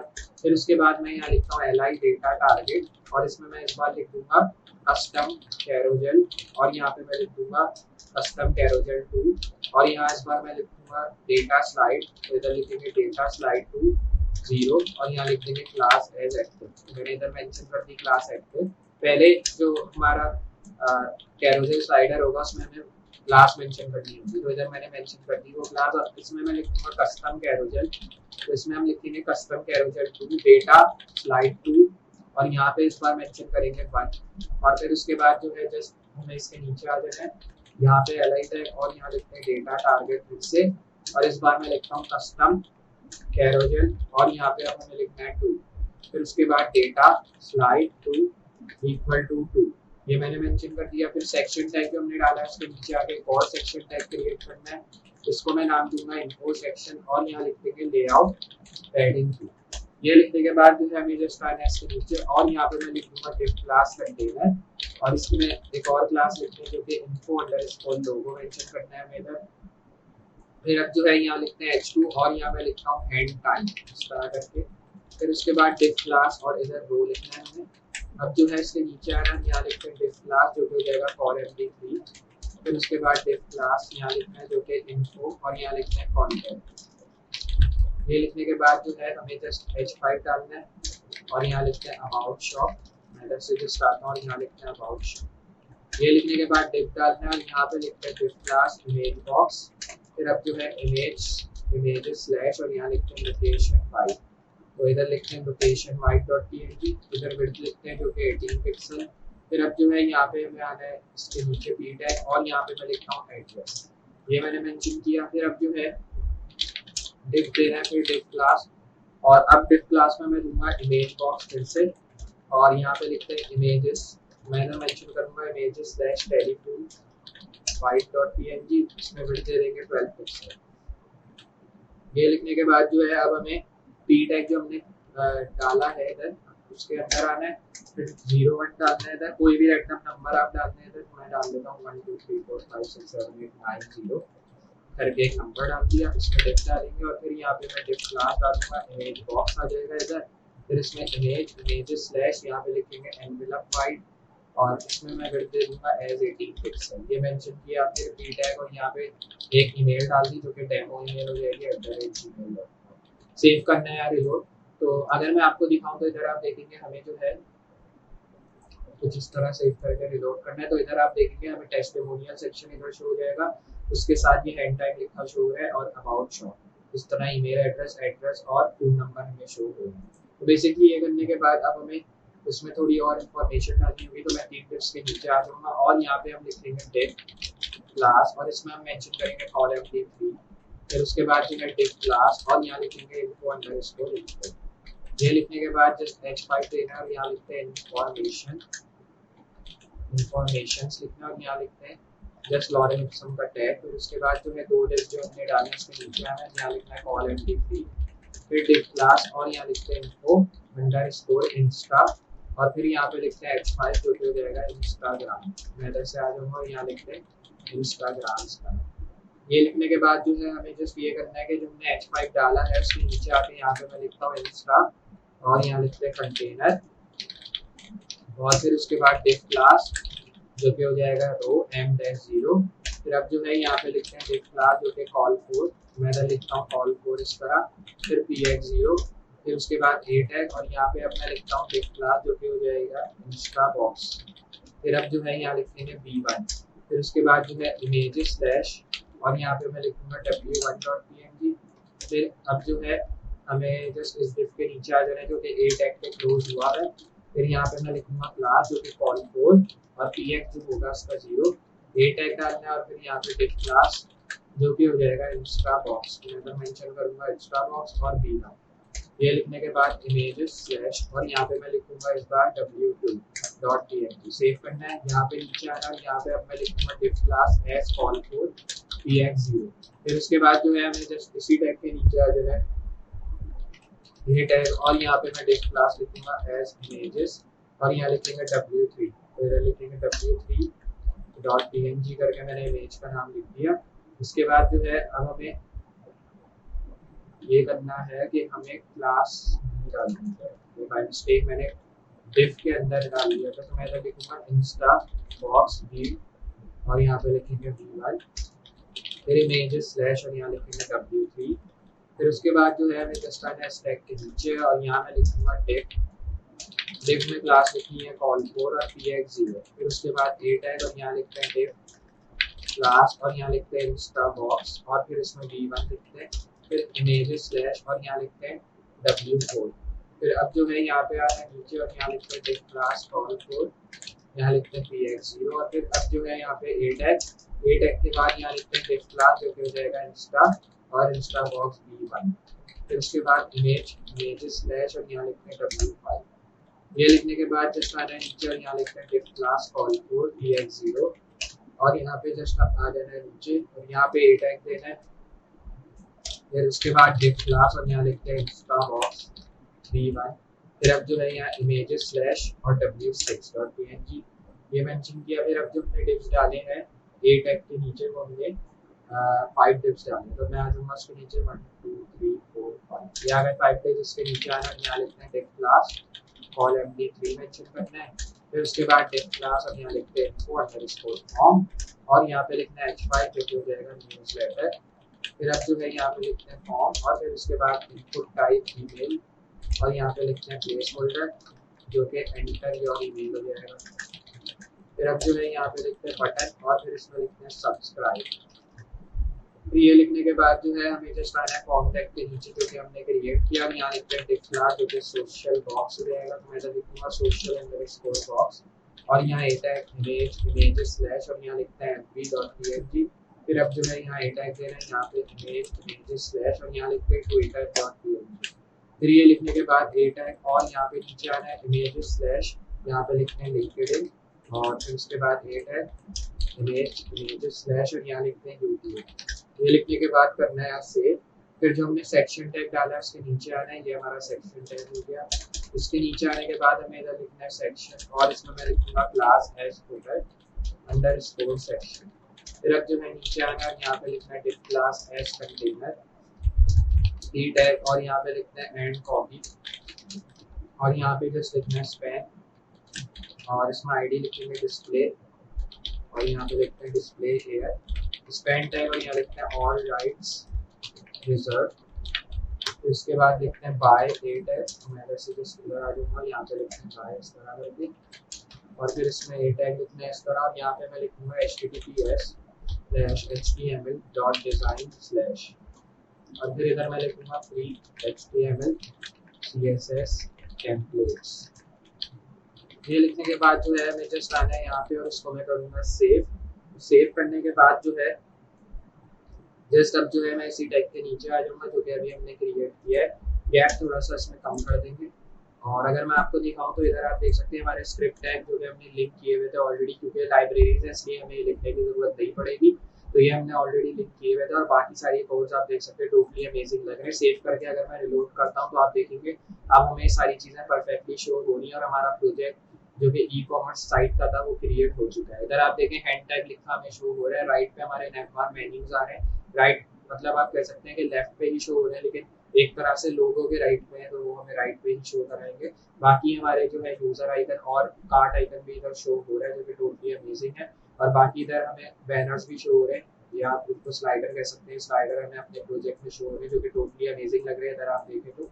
और अगर स्क्रॉल डाउन करके आपको दिखाऊं तो इधर आप देख सकते हैं हमें जो है कुछ और भी सर्विसेज मिलती हैं, जैसे fast delivery, free shipping, best quality, 24/7 customer support, और बाकी ये अबाउट अवर शॉप यूजर जो है उनके बारे में रीड कर सकते हैं। और अगर और भी इंफॉर्मेशन जाननी है यूजर या क्लाइंट को तो वो रीड मोर के बटन दबा के और भी इंफॉर्मेशन ले सकते हैं।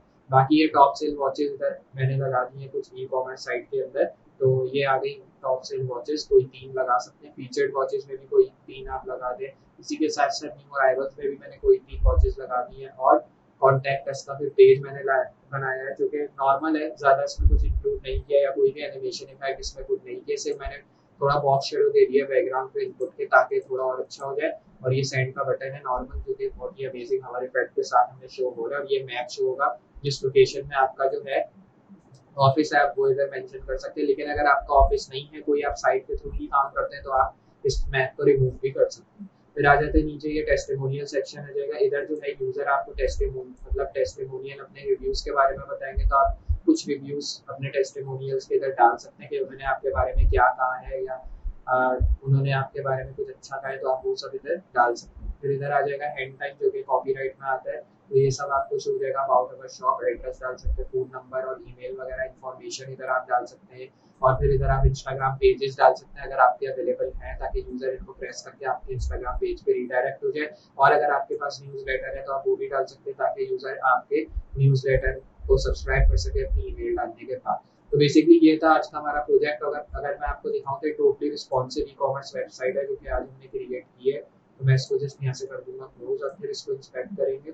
इंस्पेक्ट करने के बाद जो है मैं इसको यहाँ से कर दूंगा शॉर्ट में, और अब जो है इसको हम ले आएंगे आईफोन ऐसी। तो आप देख सकते हैं टोटली रिस्पॉन्सिव ये साइट है जो कि मैंने आपको बना के दिखाई है। Totally responsive e commerce site है वॉचेस की जो कि आज हमने क्रिएट किया। तो मुझे उम्मीद है आपको जो है ये अमेजिंग ई कॉमर्स साइट जरूर पसंद आई होगी जो कि आज हमने क्रिएट किया। और इसी के साथ साथ हमने स्टार्ट में HTML और CSS के बारे में भी जो ट्यूटोरियल सीखा है, मुझे उम्मीद है आपको वो भी जरूर समझ में आया होगा ट्यूटोरियल। तो अगर आपको वो ट्यूटोरियल अच्छा लगा, आपको ये प्रोजेक्ट भी अगर पसंद आए, तो वीडियो को स्टार्ट टू एंड लाइक करना ना भूलें। और अगर चैनल पे नए इसी तरह की न्यू वीडियोस देखना चाहते हैं, चैनल को सब्सक्राइब करें। और कमेंट सेक्शन में मुझे जरूर बताएं किस तरह के और ट्यूटोरियल्स चाहते हैं मैं लाऊं, तो मैं उस तरह के और ट्यूटोरियल्स लाऊंगा। तो अभी तक हमने बहुत से प्रोजेक्ट्स कवर अप किए थे यूज करते हुए Next.js और React.js को, तो मैंने सोचा कुछ डिफरेंट चीज करते हैं और कुछ नया ट्यूटोरियल मैं आपके लिए लाता हूँ। तो आज जो हमने HTML CSS का ट्यूटोरियल सीखा, मतलब HTML CSS के बारे में स्टार्ट टू एंड सीखा, क्या होता है, किस तरह यूज करते हैं, कौन कौन सी जो है लाइब्रेरीज यूज कर सकते हैं, इसमें कौन सा कोड एडिटर आपके लिए बेस्ट रहेगा। और बाकी हमने एंड में ये अमेजिंग ई कॉमर्स प्रोजेक्ट भी क्रिएट किया यूज करते हुए HTML और CSS को।